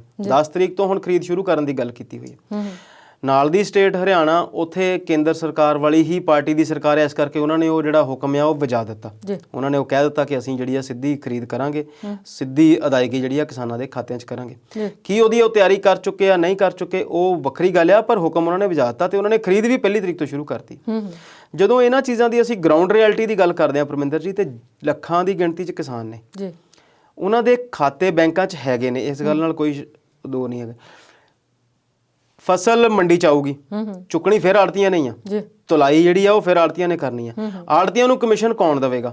ਇੱਥੇ ਵੀ ਭੰਬਲ ਭੂਸਾ ਫਸਿਆ ਹੋਇਆ ਹੈ। ਕਿਹਾ ਇਹ ਜਾ ਰਿਹਾ ਹੈ ਕਿ ਪੈਸੇ ਕਿਸਾਨਾਂ ਦੇ ਖਾਤੇ 'ਚ ਆਉਣੇ ਤੇ ਕਿਸਾਨ ਬਾਅਦ 'ਚ ਆੜਤੀਆਂ ਨੂੰ ਦੇਣਗੇ। ਬੜੀ ਜਿਹੜੀ ਆ ਵਿਚਿੱਤਰ ਸਥਿਤੀ ਬਣ ਜਾਣੀ ਹੈ। ਤੇ ਇੰਨੀ ਜਲਦੀ ਉਹ ਜਿਹੜੇ ਰਜਿਸਟ੍ਰੇਸ਼ਨ ਆ ਕਿਸਾਨਾਂ ਦੀ ਬੈਂਕਾਂ ਦੇ ਨਾਲ ਜਾਂ ਕਿਸੇ ਪਾਰਟਿਕੂਲਰ ਸੌਫਟਵੇਅਰ ਦੇ ਨਾਲ ਹੋਵੇਗੀ, ਉਹ ਕਿਵੇਂ ਹੋਵੇਗੀ ਜਾਂ ਪਟਵਾਰੀ ਕਰਨਗੇ, ਕੀ ਹੋਵੇਗਾ, ਉਹ ਬੜਾ ਰੋਲ ਘਚੋਲਾ ਮਚ ਜਾਏਗਾ। ਕਿਸਾਨ ਪਹਿਲਾਂ ਵੀ ਪਰੇਸ਼ਾਨ ਨੇ ਤੇ ਅੰਦੋਲਨ ਦੇ ਨਾਲ ਦੀ ਨਾਲ ਕਿਸਾਨਾਂ ਨੂੰ ਇਹ ਗੱਲ ਲੱਗਦੀ ਆ ਕਿ ਕੇਂਦਰ ਇਸ ਗੱਲ ਦੇ ਉੱਤੇ ਵੀ ਜਿਹੜੀ ਸਾਡੀ ਜ਼ਿਆਦਤੀ ਸਾਡੇ ਨਾਲ ਕਰ ਰਿਹਾ ਤੇ ਇੱਕ ਹੋਰ ਫੈਸਲਾ ਜਿਹੜਾ ਹੈ ਉਹ ਥੋਪਿਆ ਜਾ ਰਿਹਾ। ਦੂਸਰਾ ਵੱਡਾ ਮਸਲਾ ਹੈਗਾ ਆ ਆੜਤੀਆਂ ਦਾ। ਕਾਫੀ ਗਿਣਤੀ 'ਚ ਨੇ, ਸਰਮਾਏਦਾਰ ਨੇ, ਸਰਕਾਰਾਂ ਨੂੰ ਸਪੋਰਟ ਵੀ ਕਰਦੇ ਨੇ ਤੇ ਇਸ ਮਸਲੇ ਦੇ ਵਿੱਚ ਉਹ ਆੜਤੀਏ ਜਿਹੜੇ ਹੈਗੇ ਨੇ, ਆੜਤੀ ਐਸੋਸੀਏਸ਼ਨ ਆ, ਚਾਹੇ ਉਹ ਪਾਰਟਿਕੂਲਰ ਕਿਸੇ ਮੰਡੀ ਦੇ ਨੇ ਚਾਹੇ ਕਿਸੇ ਸ਼ਹਿਰ ਦੇ ਨੇ, ਸਾਰੇ ਦੇ ਸਾਰੇ ਜਿਹੜੇ ਆ ਕਿਸਾਨ ਅੰਦੋਲਨ ਦੀ ਵੀ ਸਪੋਰਟ ਕਰ ਰਹੇ। ਹੁਣ ਪਹਿਲਾਂ ਇਹ ਗੱਲ ਬਿਲਕੁਲ ਦਰੁਸਤ ਆ ਕਿ ਕੁਝ ਸਾਲ ਪਹਿਲਾਂ ਕਿਸਾਨ ਸਿੱਧੀ ਅਦਾਇਗੀ ਦੇ ਹੱਕ 'ਚ ਸੀ। ਕਿਸਾਨ ਵੀ ਚਾਹੁੰਦੇ ਸੀ ਕਿ ਆੜਤੀਆਂ ਨੂੰ ਪੈਸੇ ਨਾ ਜਾਣ, ਸਾਨੂੰ ਸਿੱਧੇ ਪੈਸੇ ਮਿਲਣ। ਪਰ ਹੁਣ ਜੋ ਅੱਜ ਦਾ ਸਿਨੈਰੀਓ ਆ, ਪ੍ਰਸਥਿਤੀਆਂ ਜਿਹੜੀਆਂ ਬਦਲੀਆਂ ਇਸ ਅੰਦੋਲਨ ਦੀ ਵਜ੍ਹਾ ਨਾਲ, ਹੁਣ ਕਿਸਾਨ ਵੀ ਆੜਤੀਆਂ ਦੇ ਹੱਕ 'ਚ ਨੇ ਤੇ ਆੜਤੀ ਕਿਸਾਨਾਂ ਦੇ ਹੱਕ 'ਚ ਨੇ। ਤੇ ਹਰਿਆਣੇ ਦੇ ਕਰਨ ਦੇ ਨਾਲ ਜਿਹੜੀ ਆ ਦੁਵਿਧਾ ਉਹ ਹੋਰ ਵੱਡੀ ਹੋ ਜਾਏਗੀ। ਉਹਨਾਂ ਨੇ 10 ਦਿਨ ਪਹਿਲਾਂ ਖਰੀਦ ਸ਼ੁਰੂ ਕੀਤੀ ਆ ਤੇ ਹਰਿਆਣੇ ਦੇ ਵਿੱਚ ਇਸ ਗੱਲ ਦੀ ਵੀ ਆਈ ਆ ਕਿ ਬਾਰਡਰ ਦੇ ਉੱਤੋਂ ਕਣਕ ਇੱਧਰੋਂ ਉੱਧਰ ਨਾ ਜਾਵੇ, ਉਸ ਗੱਲ ਦਾ ਵੀ ਜਿਹੜਾ ਆ ਉਹਨਾਂ ਨੇ ਪ੍ਰਬੰਧ ਕੀਤਾ। ਤੇ ਕੇਂਦਰ ਸਰਕਾਰ ਲਈ ਜਿਹੜਾ ਇਹਨਾਂ ਨੇ ਇੱਕ ਮੰਡੀ ਇੱਕ ਦੇਸ਼ ਦੀ ਗੱਲ ਕੀਤੀ ਸੀ ਤੇ ਫਿਰ ਉਹਦੀਆਂ ਧੱਜੀਆਂ ਉਹਨਾਂ ਦੀ ਆਪਣੀ ਪਾਰਟੀ ਉਡਾ ਰਹੀ ਆ। ਤੇ ਇਹ ਗੱਲ ਅਸੀਂ ਝੋਨੇ ਦੇ ਟਾਈਮ 'ਚ ਵੀ ਦੇਖੀ ਸੀ। ਇੱਕ ਹੋਰ ਜਿਹੜੀ ਅੱਜ ਗੱਲ ਕੀਤੀ ਆ ਹਰਿਆਣਾ ਤੋਂ, ਜਿਹੜਾ ਬਿਆਨ ਆਇਆ ਖੱਟੜ ਸਾਹਿਬ ਦਾ ਕਿ ਕਿਸਾਨਾਂ ਨੂੰ ਜਿਹੜੀ ਆ ਸਿੱਧੀ ਅਦਾਇਗੀ ਹੋਏਗੀ, ਜੇ ਅਦਾਇਗੀ 72 ਘੰਟੇ 'ਚ ਨਹੀਂ ਹੁੰਦੀ ਤੇ 9% ਦੇ ਹਿਸਾਬ ਨਾਲ ਅਸੀਂ ਉਹਨਾਂ ਨੂੰ ਵਿਆਜ ਦੇਵਾਂਗੇ। ਏਡੀਆਂ ਅਹਿਮ ਗੱਲਾਂ ਇਹ ਕਣਕ ਦੀ ਅਦਾਇਗੀ 'ਚ ਕਰ ਰਹੇ ਨੇ ਤੇ ਗੰਨੇ ਬਾਰੇ ਕਿਉਂ ਨਹੀਂ ਹੁੰਦੀ ਇਦਾਂ ਦੀ ਗੱਲ? ਪਿਛਲੇ ਤੋਂ ਪਿਛਲੇ ਸਾਲ ਦਾ 2-2 ਸਾਲਾਂ ਦਾ ਕਿਸਾਨਾਂ ਦਾ ਕਰੋੜਾਂ ਰੁਪਈਆ ਹਰ ਮਿੱਲ ਵੱਲ ਬਕਾਇਆ ਪਿਆ। ਤੇ ਹੁਣ ਤੁਸੀਂ ਉਹਨਾਂ ਨੂੰ ਸਿਰਫ ਲਾਰੇ ਲਾਉਣ ਲਈ ਜਾਂ ਸਿਰਫ ਆਪਣੀ ਸਰਕਾਰ ਦਾ ਹੁਕਮ ਵਜਾਉਣ ਲਈ ਕਹਿ ਰਹੇ ਆ ਕਿ ਅਸੀਂ 72 ਘੰਟੇ 'ਚ ਅਦਾਇਗੀ ਨਾ ਕਰਾਂਗੇ ਤੇ ਅਸੀਂ ਵਿਆਜ ਦੇਵਾਂਗੇ। ਫਿਰ ਇਹ ਇੰਨਾ ਪੱਖਪਾਤ ਸਿਰਫ ਕਣਕ ਕਰਕੇ ਹੈ ਜਾਂ ਸਿਰਫ ਔਰ ਸਿਰਫ ਕਿਸਾਨਾਂ ਨੂੰ ਮੂਰਖ ਬਣਾਉਣ ਲਈ ਹੈ ਜਾਂ ਆਪਣੀ ਹੀ ਸਰਕਾਰ ਦਾ ਡੰਕਾ ਵਜਾਉਣ ਲਈ? ਜਦੋਂ ਅਸੀਂ ਪੰਜਾਬ ਦੀ ਗੱਲ ਕਰੀਏ, ਕੇਂਦਰ ਸਰਕਾਰ ਨੇ ਨਾ ਕਰਨ ਤੋਂ ਬਾਅਦ ਪੰਜਾਬ ਸਰਕਾਰ ਨੇ ਅੱਜ ਹੰਗਾਮੀ ਮੀਟਿੰਗ ਬੁਲਾਈ ਆ। ਸੁਰੱਖਿਆ ਜਿਹੜੇ ਆੜਤੀਏ ਵੀ ਹੋਣਗੇ, ਉਹਦੇ 'ਚ ਫੂਡ ਸੈਕਟਰੀ ਵੀ ਆ ਤੇ ਹੋਰ ਜਿਹੜੇ ਅਫਸਰ ਦੇ ਵੀ ਵਿੱਚ ਬੈਠਣਗੇ, ਕੁਝ ਮਿਨਿਸਟਰਸ ਵੀ ਹੋਣਗੇ, ਫਾਈਨਾਂਸ ਮਿਨਿਸਟਰ ਸਾਹਿਬ ਵੀ ਸ਼ਾਇਦ ਉੱਥੇ ਹੀ ਨੇ। ਗੱਲਬਾਤ ਹੋਵੇਗੀ ਪਰ ਕੋਈ ਹੱਲ ਨਜ਼ਰ ਨਹੀਂ ਆਉਂਦਾ। ਸਰਕਾਰ ਦੇ ਲਈ 2 ਵੱਡੀਆਂ ਸਮੱਸਿਆਵਾਂ ਨੇ। ਕੈਪਟਨ ਸਰਕਾਰ ਇਸ ਗੱਲ ਲਈ ਜਾਣੀ ਜਾਂਦੀ ਆ ਕਿ ਕਿਸਾਨ ਖੱਜਲ ਨਹੀਂ ਹੁੰਦੇ, ਮੰਡੀਆਂ ਦੇ ਵਿੱਚੋਂ ਜਿਹੜੀ ਲਿਫਟਿੰਗ ਆ ਉਹ ਟਾਈਮ ਟੂ ਟਾਈਮ ਹੁੰਦੀ ਆ ਤੇ ਅਦਾਇਗੀ ਵੀ ਟਾਈਮ ਟੂ ਟਾਈਮ ਹੁੰਦੀ ਹੈ। ਹੁਣ ਇਸ ਗੱਲ ਜੇ ਇਸ ਸਮੇਂ ਤੇ ਆ ਕੇ ਅਖੀਰਲੀ ਜਿਹੜੀ ਫਸਲ ਆ ਨਹੀਂ ਟਾਈਮ ਨਾਲ ਚੁੱਕੀ ਜਾਂਦੀ, ਸਾਲ ਵੀ ਨਹੀਂ ਰਹਿ ਗਿਆ, 8-10 ਮਹੀਨੇ ਇਲੈਕਸ਼ਨ 'ਚ।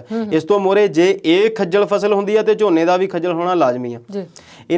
ਇਸ ਅਖੀਰਲੇ ਚੋਣਾਂ ਵਾਲੇ ਸਾਲ ਦੇ ਵਿੱਚ ਜੇ ਕੈਪਟਨ ਸਰਕਾਰ ਇਸ ਗੱਲ ਨੂੰ ਹੱਲ ਕਰਨ ਦੇ ਵਿੱਚ ਨਾਕਾਮਯਾਬ ਹੁੰਦੀ ਆ ਤੇ ਜਿਹੜਾ ਕਿਤੇ ਨਾ ਕਿਤੇ ਵੋਟ ਵਾਲੀ ਰਾਜਨੀਤੀ ਆ ਉਹ ਵੀ ਪ੍ਰਭਾਵਿਤ ਹੋਵੇਗੀ। ਹੋਣਾ ਕੀ ਆ, ਇਹ ਭਵਿੱਖ ਦੇ ਗਰਭ 'ਚ ਆ, ਕੁਝ ਦਿਨਾਂ ਦੇ ਵਿੱਚ ਸਥਿਤੀ ਸਾਫ਼ ਹੋਵੇਗੀ ਕਿਉਂਕਿ ਦਿਨ ਬਿਲਕੁਲ ਨਹੀਂ ਬਚੇ। ਸਰਕਾਰ ਆਪ ਦੇ ਤੌਰ ਤੇ ਖਰੀਦ ਨਹੀਂ ਸਕਦੀ ਫਸਲ, ਕਿਸਾਨ ਇੰਨੀ ਫਸਲ ਆਪਣੇ ਤੌਰ ਤੇ ਸੰਭਾਲ ਨਹੀਂ ਸਕਦੇ। 132 ਲੱਖ ਟਨ ਦੇ ਕਰੀਬ ਮੀਟ੍ਰਿਕ ਟਨ ਦੇ ਕਰੀਬ ਕਣਕ ਦੀ ਜਿਹੜੀ ਫਸਲ ਆ, 100-125 ਲੱਖ ਟਨ ਵੱਡੀ ਗਿਣਤੀ ਆ। ਤੇ ਮੈਂ ਇਸ ਗੱਲ ਨਾਲ ਸਹਿਮਤ ਹਾਂ ਕਿ ਜਿੱਦਾਂ ਬੈਂਕਾਂ ਦਾ ਰੋਲ ਘਚੋਲਾ ਪਿਆ ਹੋਇਆ ਹੈ, ਕਰਵਾ ਕੇਂਦਰ ਵੀ ਨਹੀਂ ਸਕਦਾ ਇੰਨੀ ਜਲਦੀ ਸਿੱਧੀ ਅਦਾਇਗੀ। ਸਮੱਸਿਆਵਾਂ ਉਹਨਾਂ ਨੂੰ ਵੀ ਆਉਣਗੀਆਂ। ਕਿਸਾਨ ਆਪਣੇ ਆਪ ਨੂੰ ਰਜਿਸਟ੍ਰੇਸ਼ਨ ਕਿੱਥੇ ਕਰਵਾਉਣਗੇ, ਰਜਿਸਟ੍ਰੇਸ਼ਨ ਕੌਣ ਕਰੂਗਾ, ਤੇ ਬਾਅਦ ਵਿੱਚ ਜਿਹੜੀ ਉਹੀ ਫਸਲ ਆ ਉਹ ਚੱਕਣੀ ਫਿਰ ਆੜਤੀਆਂ ਨਹੀਂ ਆ, ਤੇ ਉਹ ਸਾਰਾ ਜਿਹੜਾ ਆ ਮਸਲਾ ਆ ਉਹ ਹਾਲੇ ਤੱਕ ਫਸਿਆ ਹੋਇਆ। ਪਰ ਕੇਂਦਰ ਸਰਕਾਰ ਦੀ ਜਿਹੜੀ ਗੈਰ ਸੰਜੀਦਾ ਨੀਤੀ ਆ ਤੇ ਇੱਕ ਪਰਟੀਕੂਲਰ ਤਬਕੇ ਨੂੰ ਜਾਂ ਦੇਸ਼ ਦੇ ਇੱਕ ਹਿੱਸੇ ਨੂੰ ਤੰਗ ਕਰਨਾ ਜਿਹੜਾ ਆ ਉਹ ਮੁਲਕ ਨੂੰ ਇੱਕ ਸਿਵਲ ਵਾਰ ਵੱਲ ਜਾਂ ਅਰਾਜਕਤਾ ਵੱਲ ਵੀ ਧੱਕ ਰਿਹਾ। ਜੀ, ਕਹਿਣ ਤੋਂ ਭਾਵ ਕੀ ਹੈ ਕਿ ਕਿਸਾਨਾਂ ਨੂੰ ਪਰੇਸ਼ਾਨ ਕਰਨਾ ਹੈ ਕਿਉਂਕਿ ਉਹ ਸਰਕਾਰ ਦੀ ਸੰਗੀ ਨੱਪ ਕੇ ਬੈਠੇ ਨੇ, ਤੁਹਾਨੂੰ ਲੱਗਦਾ ਹੈ ਜੀ, ਹੈ ਨਾ। ਤੇ ਚਲੋ ਇਹ ਤਾਂ ਹੋ ਗਿਆ ਖਰੀਦ ਦਾ, ਫਸਲ ਨੂੰ ਸੰਭਾਲਣ ਦਾ ਮੁੱਦਾ। ਤੇ ਹੁਣ ਜੇ ਕਿਸਾਨਾਂ ਦੇ ਮੁੱਦੇ ਦੀ ਗੱਲ ਕਰੀਏ ਤੇ ਸੰਯੁਕਤ ਕਿਸਾਨ ਮੋਰਚੇ ਨੇ ਕੱਲ ਬੈਠਕ ਕੀਤੀ ਹੈ ਜੀ, ਉਹਦੇ 'ਚ ਅਗਲੀ ਕਿਹੜੀ ਰਣਨੀਤੀ ਬਣਾਈ ਹੈ ਸਰਕਾਰ ਤੇ ਦਬਾਅ ਵਧਾਉਣ ਲਈ? ਇਸ ਤੋਂ ਪਹਿਲਾਂ ਪਰਮਿੰਦਰ ਜੀ ਅਸੀਂ ਉਸ ਰਣਨੀਤੀ ਦੀ ਗੱਲ ਕਰੀਏ, ਜੇ ਉਸ ਥੋੜ੍ਹਾ ਜਿਹਾ ਪਿੱਛੇ ਜਾਈਏ, ਅਕਤੂਬਰ ਤੋਂ ਇਹ ਸੰਘਰਸ਼ ਜਿਹੜਾ ਆ ਸ਼ੁਰੂ ਹੋਇਆ, ਜਦੋਂ ਪੰਜਾਬ ਦੇ ਵਿੱਚ ਉਹਨਾਂ ਨੇ ਰੇਲਵੇ ਲਾਈਨਾਂ ਦੇ ਉੱਤੇ ਬੈਠ ਕੇ ਇਸ ਚੀਜ਼ ਨੂੰ ਸ਼ੁਰੂ ਕੀਤਾ, ਪੈਟਰੋਲ ਪੰਪ ਬੰਦ ਕੀਤੇ, ਜਿਹੜੀਆਂ ਵੱਡੇ ਉਦਯੋਗਿਕ ਘਰਾਣੇ ਸੀ ਉਹਨਾਂ ਦੀਆਂ ਕੁਝ ਇਕਾਈਆਂ ਦੇ ਉੱਤੇ ਦਾਬਾ ਮਾਰਿਆ, ਉਹਨਾਂ ਨੂੰ ਰੋਕਣ ਲਈ ਕੀਤੇ ਧਰਨੇ ਵਗੈਰਾ ਲਾਉਣੇ ਸ਼ੁਰੂ ਕੀਤੇ। ਜੇ ਅਸੀਂ ਉਹਨਾਂ ਟਾਈਮ ਦੀ ਗਿਣਤੀ ਕਰੀਏ ਤੇ ਅੱਧਾ ਸਾਲ ਬੀਤ ਗਿਆ, 6 ਮਹੀਨੇ ਹੋ ਗਏ ਇਸ ਗੱਲ ਨੂੰ, ਇਸ ਅੰਦੋਲਨ ਨੂੰ ਸ਼ੁਰੂ ਹੋਇਆ। ਹਾਲਾਂਕਿ ਜੇ ਅਸੀਂ ਕਿਸਾਨ ਸੰਗਠਨਾਂ ਦੀ ਗੱਲ ਕਰੀਏ ਤੇ ਉਹ ਜੂਨ ਤੋਂ ਹੀ ਲੱਗੇ ਹੋਏ ਆ। ਉਸ ਤੋਂ ਵੀ ਪਹਿਲਾਂ ਜਦੋਂ ਇਹਨਾਂ ਕਾਨੂੰਨਾਂ ਦੀਆਂ ਪ੍ਰਪੋਜ਼ਲ ਬਣਦੀਆਂ ਸੀ, ਜਦੋਂ ਖੇਤੀ ਮਾਰਾਂ ਦੇ ਵਿੱਚ ਜਾਂ ਉਸ ਵਿੱਚ ਸੰਗਠਨਾਂ ਦੇ ਤੌਰ ਤੇ ਰਾਜੇਵਾਲ ਸਾਹਿਬ ਨੂੰ ਸੱਦਿਆ ਗਿਆ ਸੀ, ਉਦੋਂ ਤੋਂ ਹੀ ਉਹ ਇਸ ਗੱਲ ਲਈ ਤਤਪਰ ਸੀਗੇ ਕਿ ਅਸੀਂ ਲੋਕਾਂ ਨੂੰ ਇਕਜੁੱਟ ਕਿੱਦਾਂ ਕਰਨਾ ਤੇ ਲੋਕਾਂ ਦੇ ਵਿੱਚ ਇਸ ਗੱਲ ਨੂੰ ਕਿੱਦਾਂ ਫੈਲਾਉਣਾ ਹੈ। ਉਹ ਆਪਣੇ ਤੌਰ ਤੇ ਲੱਗੇ ਰਹੇ। ਪਰ ਫਿਰ ਵੀ ਜੇ 6 ਮਹੀਨੇ ਦੀ ਗੱਲ ਕਰੀਏ, ਇੱਕ ਲੋਕਤੰਤਰ ਮੁਲਕ ਆ, ਵੋਟਾਂ ਪਾ ਕੇ ਅਸੀਂ ਸਰਕਾਰ ਚੁਣਦੇ ਹਾਂ ਤੇ ਸਾਡੇ ਹੀ ਮੁੱਦਿਆਂ ਦੇ ਉੱਤੇ ਸਰਕਾਰ ਜੇ ਸਾਡੀ ਹੀ ਗੱਲ ਨਹੀਂ ਸੁਣਦੀ। ਸਭ ਤੋਂ ਜ਼ਿਆਦਾ ਇਸ ਦੇਸ਼ ਦੀ ਜਿਹੜੀ ਚਰਚਾ ਜਦੋਂ ਦੁਨੀਆ 'ਚ ਹੁੰਦੀ ਹੈ ਤੇ ਖੇਤੀ ਪ੍ਰਧਾਨ ਦੇਸ਼ 'ਚ ਹੁੰਦੀ ਹੈ। ਇੱਕ ਟਾਈਮ ਸੀ ਜਦੋਂ ਅਸੀਂ ਕਹਿੰਦੇ ਸੀ ਕਿ 80% ਲੋਕ ਜਿਹੜੇ ਆ ਖੇਤੀ ਨਾਲ ਜੁੜੇ ਹੋਏ ਨੇ, ਸਿੱਧੇ ਜਾਂ ਅਸਿੱਧੇ ਤੌਰ ਤੇ। ਅੱਜ ਉਹ ਗਿਣਤੀ 60-62% ਤੇ ਅੱਜ ਵੀ ਉਹ ਸੱਚਾਈ ਹੈ, ਖੇਤੀ ਪ੍ਰਧਾਨ ਹੀ ਦੇਸ਼ ਹੈ। ਤੇ ਬਹੁਤੇ ਸੂਬੇ ਜਿਹੜੇ ਆ ਉਹ ਖੇਤੀ ਨਾਲ ਜੁੜੇ ਹੋਏ ਨੇ। ਕੁਝ ਛੋਟੀਆਂ ਸਟੇਟਸ ਜਾਂ ਕੁਝ ਸਟੇਟਸ ਹੋਣਗੀਆਂ ਜਿੱਥੇ ਇੰਡਸਟਰੀ ਵਧੀਆ ਡਿਵੈਲਪ ਹੋ ਗਈ ਹੈ ਜਾਂ ਕੁਝ ਹੋਰ ਚੀਜ਼ਾਂ ਹੈਗੀਆਂ ਨੇ, ਟੂਰਿਜ਼ਮ ਆ ਜਾਂ ਮਾਈਨਿੰਗ ਆ ਜਾਂ ਕੁਝ ਹੋਰ ਚੀਜ਼ਾਂ ਹਨ। ਪਰ ਕੁੱਲ ਮਿਲਾ ਕੇ ਵੱਧ ਜਿਹੜਾ ਦਾਰੋ ਮਦਾਰ ਆ ਇਸ ਮੁਲਕ ਦਾ ਖੇਤੀ ਤੇ ਹੀ ਹੈ। ਕਰੋਨਾ ਦੇ ਦੌਰਾਨ ਇਹ ਗੱਲ ਫੇਰ ਬਹੁਤ ਉੱਭਰ ਕੇ ਸਾਹਮਣੇ ਆਈ ਆ ਕਿ ਸਭ ਤੋਂ ਜ਼ਰੂਰੀ ਚੀਜ਼ ਜਿਹੜੀ ਆ ਉਹ ਫੂਡ ਹੀ ਆ, ਤੇ ਉਹ ਸਾਰੇ ਦਾ ਸਾਰਾ ਜਿਹੜਾ ਆ ਉਹ ਖੇਤੀ ਨਾਲ ਜੁੜਿਆ ਹੋਇਆ, ਭਾਵੇਂ ਅਸੀਂ ਪ੍ਰੋਸੈਸਿੰਗ ਦੀ ਵੀ ਗੱਲ ਕਰਦੇ ਹਾਂ। ਤੇ 6 ਮਹੀਨੇ ਇੱਕ ਲੰਬਾ ਸਮਾਂ ਹੈ ਤੇ ਸਾਹਮਣੇ ਕੋਈ ਅਸਾਰ ਬਣਦੇ ਨਜ਼ਰ ਨਹੀਂ ਆਉਂਦੇ। ਲੰਬਾ, ਜਿੱਦਾਂ ਆਪਾਂ ਕਹਿੰਦੇ ਲੰਬਾ ਸੋਕਾ ਪੈ ਗਿਆ, ਆਪਾਂ ਕਹਿੰਦੇ ਖਾਡਰਾ ਜਿਹੜਾ ਆ ਕਾਫੀ ਲੰਬਾ ਹੋ ਗਿਆ। ਜੂਨ ਜੁਲਾਈ 'ਚ ਪੰਜਾਬ ਦੇ ਵਿੱਚ ਅਸੀਂ ਉਸ ਨੂੰ ਖਾਡਰਾ ਕਹਿੰਦੇ ਆ, ਜਦੋਂ ਮੀਂਹ ਨਹੀਂ ਪੈਂਦਾ ਤੇ ਜਿਹੜੀ ਗਰਮੀਆਂ ਲਗਾਤਾਰ ਪਈ ਜਾਂਦੀ ਆ, ਸੋਕਾ ਬਣ ਜਾਂਦਾ।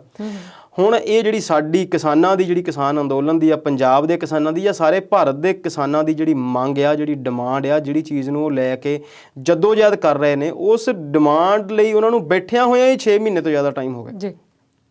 ਅਸੀਂ ਕਿਸ ਦੁਨੀਆ ਦੇ ਕਿਸ ਖਿੱਤੇ ਤੇ ਕਿਸ ਸਮੇਂ 'ਚ ਜੀ ਰਹੇ ਹਾਂ?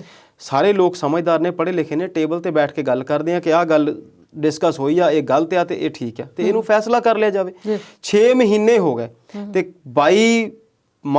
22 ਜਨਵਰੀ ਤੋਂ ਬਾਅਦ ਗੱਲ ਕੋਈ ਨਹੀਂ ਹੋਈ।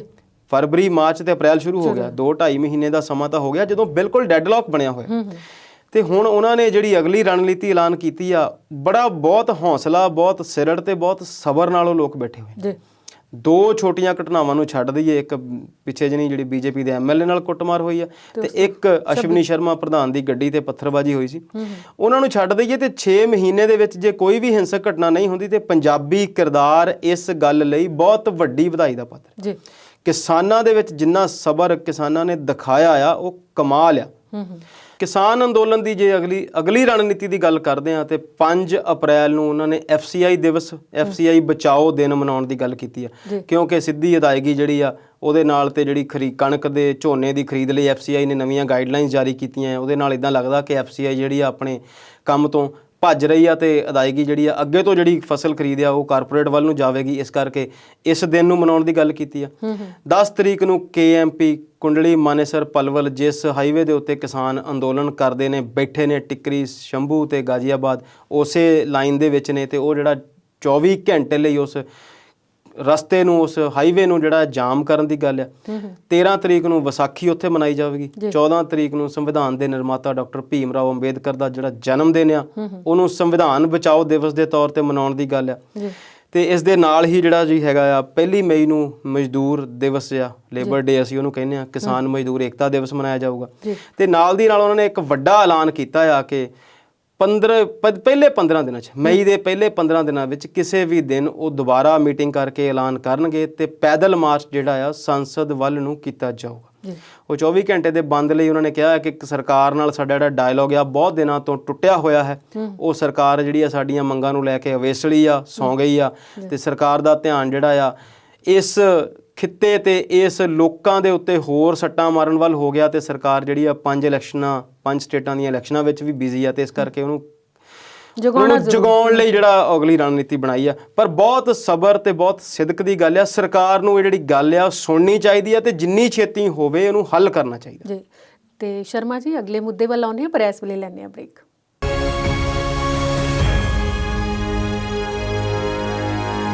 ਬ੍ਰੇਕ ਤੋਂ ਬਾਅਦ ਵਿਚਾਰ ਚਰਚਾ ਪ੍ਰੋਗਰਾਮ 'ਚ ਫਿਰ ਤੋਂ ਸਵਾਗਤ ਕਰਦੇ ਹਾਂ। ਤੇ ਅੰਮ੍ਰਿਤਪਾਲ ਜੀ, ਆਪਾਂ ਉਸ ਮੁੱਦੇ ਵੱਲ ਆਈਏ ਕਿਉਂਕਿ ਕੱਲ ਇੱਕ ਤਾਂ ਆੜ੍ਹਤੀਆਂ ਨਾਲ ਕੈਪਟਨ ਦੀ ਅੱਜ ਬੈਠਕ ਹੋ ਰਹੀ ਹੈ, ਪਰ ਕੱਲ ਵੀ ਇੱਕ ਬੈਠਕ ਹੋਈ ਸੀ ਮੰਤਰੀ ਮੰਡਲ ਦੀ। ਉਹਦੇ ਵਿੱਚ ਭਲਾ ਕੀ ਪਾਸ ਕੀਤਾ ਗਿਆ, ਕੀ ਨਵਾਂ ਲਾਗੂ ਕੀਤਾ ਗਿਆ, ਉਹਦੇ ਬਾਰੇ ਥੋੜਾ ਜਿਹਾ ਦੱਸ ਦਿਓ।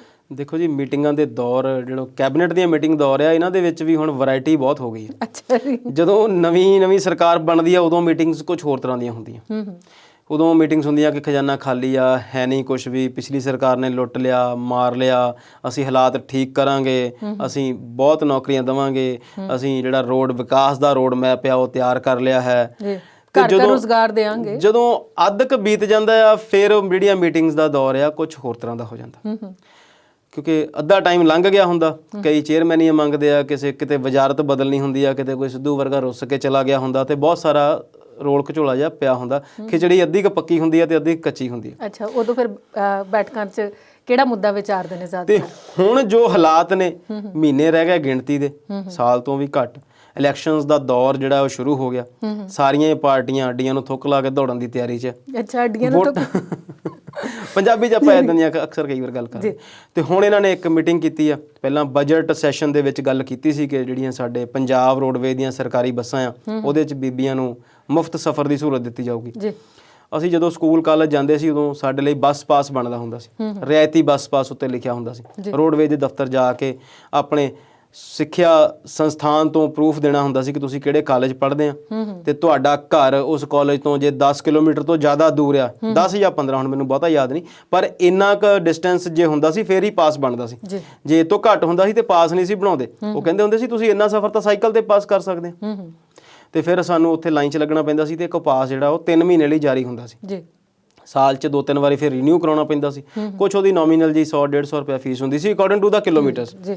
ਤੇ ਉਹ ਪਾਸ ਫਿਰ ਅਸੀਂ ਚਲਾਉਂਦੇ ਸੀ ਜਦੋਂ ਅਸੀਂ ਕਾਲਜ ਜਾਂਦੇ ਸੀ। ਤੇ ਹੁਣ ਇਹਨਾਂ ਨੇ ਪੂਰੇ ਹੀ ਪੰਜਾਬ ਦੀਆਂ ਸਾਰੀਆਂ ਸਰਕਾਰੀ ਬੱਸਾਂ ਲਈ ਬੀਬੀਆਂ ਨੂੰ ਜਿਹੜੀ ਮੁਫਤ ਸਫ਼ਰ ਦੀ ਸਹੂਲਤ ਆ ਉਹ ਪਹਿਲਾਂ ਜੁਲਾਈ ਤੋਂ ਦੇਣੀ ਸੀ, ਪਰ ਕਿਉਂਕਿ ਵੋਟਾਂ ਨੇੜੇ ਆ ਤੇ ਕੈਬਨਿਟ ਦੀ ਮੀਟਿੰਗ ਸੀ, ਤੇ ਉਸ ਮੀਟਿੰਗ ਦੇ ਵਿੱਚ ਫਿਰ ਉਹ ਜਿਹੜੇ ਲੋਲੀਪੌਪਸ ਆ, ਰੇੜੀਆਂ ਆ, ਟੌਫੀਆਂ ਆ, ਉਹ ਵੰਡਣੀਆਂ ਆ। ਜਿੱਦਾਂ ਤੁਸੀਂ ਪ੍ਰੋਗਰਾਮ ਤੋਂ ਪਹਿਲਾਂ ਇੱਕ ਟੌਫੀ ਵੰਡ ਦਿੰਦੇ ਆ ਵੀ ਖਾ ਲਓ, ਗਲਾ ਠੀਕ ਰਹੂਗਾ। ਇੱਦਾਂ ਹੀ ਸਰਕਾਰ ਹੁਣ ਉਹ ਟੌਫੀਆਂ ਜਿਹੜੀਆਂ ਆ ਉਹ ਵੰਡ ਰਹੀ ਆ ਆਮ ਲੋਕਾਂ ਨੂੰ, ਤਾਂ ਜੋ ਉਹਨਾਂ ਦਾ ਜਿਹੜਾ ਧਿਆਨ ਆ ਅਸਲ ਮੁੱਦਿਆਂ ਤੋਂ ਭਟਕ ਜਾਵੇ ਤੇ ਲੋਕ ਇਹਨਾਂ ਛੋਟੀਆਂ-ਛੋਟੀਆਂ ਸਕੀਮਾਂ ਨੂੰ ਲੈ ਕੇ ਸਰਕਾਰ ਦੀ ਵਾਹਵਾਹੀ ਕਰ ਦੇਣ ਤੇ ਲੋਕ ਜਿਹੜੇ ਆ ਇਹਨਾਂ ਸਰਕਾਰਾਂ ਨੂੰ ਵੋਟਾਂ ਪਾ ਦੇਣ। ਅਸਲ ਮੁੱਦੇ ਜਿਹੜੇ ਆ ਉਹ ਕਿਤੇ ਨਾ ਕਿਤੇ ਗਵਾਚ ਜਾਂਦੇ ਨੇ। ਕਦੀ ਤੇ ਕੈਪਟਨ ਸਾਹਿਬ ਪਾਕਿਸਤਾਨ ਨੂੰ ਦਬ ਕੇ ਮਾਰਦੇ ਨੇ ਤੇ ਲੋਕਾਂ ਨੂੰ ਲੱਗਦਾ ਹੈ ਕਿ ਕੈਪਟਨ ਉਹੀ ਕੈਪਟਨ ਆ ਆਰਮੀ ਵਾਲਾ, ਤੇ ਇਹ ਵਿਦੇਸ਼ੀ ਤਾਕਤਾਂ ਤੋਂ ਡਰਦਾ ਨਹੀਂ, ਇਹ ਚੰਗਾ ਸ਼ਾਸਕ ਆ। ਫਿਰ ਇਹ ਕਹਿ ਦਿੰਦੇ ਨੇ ਕਿ ਅਸੀਂ ਤੁਹਾਨੂੰ ਆਹ ਸਹੂਲਤਾਂ ਦੇ ਦਿੱਤੀਆਂ, ਅਸੀਂ ਤੁਹਾਡੇ ਕਰਜ਼ੇ ਮਾਫ ਕਰਦੇ ਹਾਂ, ਅਸੀਂ ਇੰਨੇ ਸਕੂਲ ਸਮਾਰਟ ਬਣਾਏ, ਪਰ ਜੋ ਹੋਣਾ ਚਾਹੀਦਾ ਹੈ ਉਹ ਕਿਤੇ ਨਾ ਕਿਤੇ ਗਵਾਚ ਜਾਂਦਾ ਹੈ। ਸਮਾਰਟ ਸਕੂਲ ਕਿਵੇਂ ਬਣਾਏ ਨੇ ਸਾਰੇ ਪੰਜਾਬ ਦੇ ਲੋਕ ਜਾਣਦੇ ਨੇ।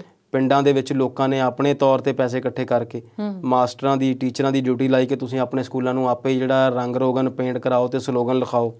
ਸਕੂਲ ਦੇ ਵਿੱਚ ਇੰਟਰਨੈਟ ਦੇ ਕਨੈਕਸ਼ਨ ਦਿੱਤੇ ਗਏ। ਉਹ ਹੁਣ ਚੱਲਦੇ ਆ ਕਿ ਨਹੀਂ ਚੱਲਦੇ ਉਹ ਰੱਬ ਜਾਣੇ। ਜਿੱਦਾਂ ਮੋਦੀ ਸਾਹਿਬ ਨੇ ਸਕੀਮਾਂ ਦੇ ਦਿੱਤੀਆਂ, ਜ਼ੀਰੋ ਬੈਲੈਂਸ ਅਕਾਊਂਟ ਖੋਲ ਦਿੱਤੇ ਤੇ ਉਹ ਸਾਰੇ ਦੇ ਸਾਰੇ ਅਕਾਊਂਟ ਆ ਉਹ ਐਵੇਂ ਦੇ ਐਵੇਂ ਪਏ ਆ। ਜਦੋਂ ਪਹਿਲੀ ਵਾਰ ਸਰਕਾਰ ਬਣੀ ਸੀ ਕੁਝ 12 ਰੁਪਏ ਦੇ ਨਾਲ 1 ਲੱਖ ਦੀ ਇੰਸ਼ੋਰੈਂਸ ਦਿੱਤੀ ਸੀ।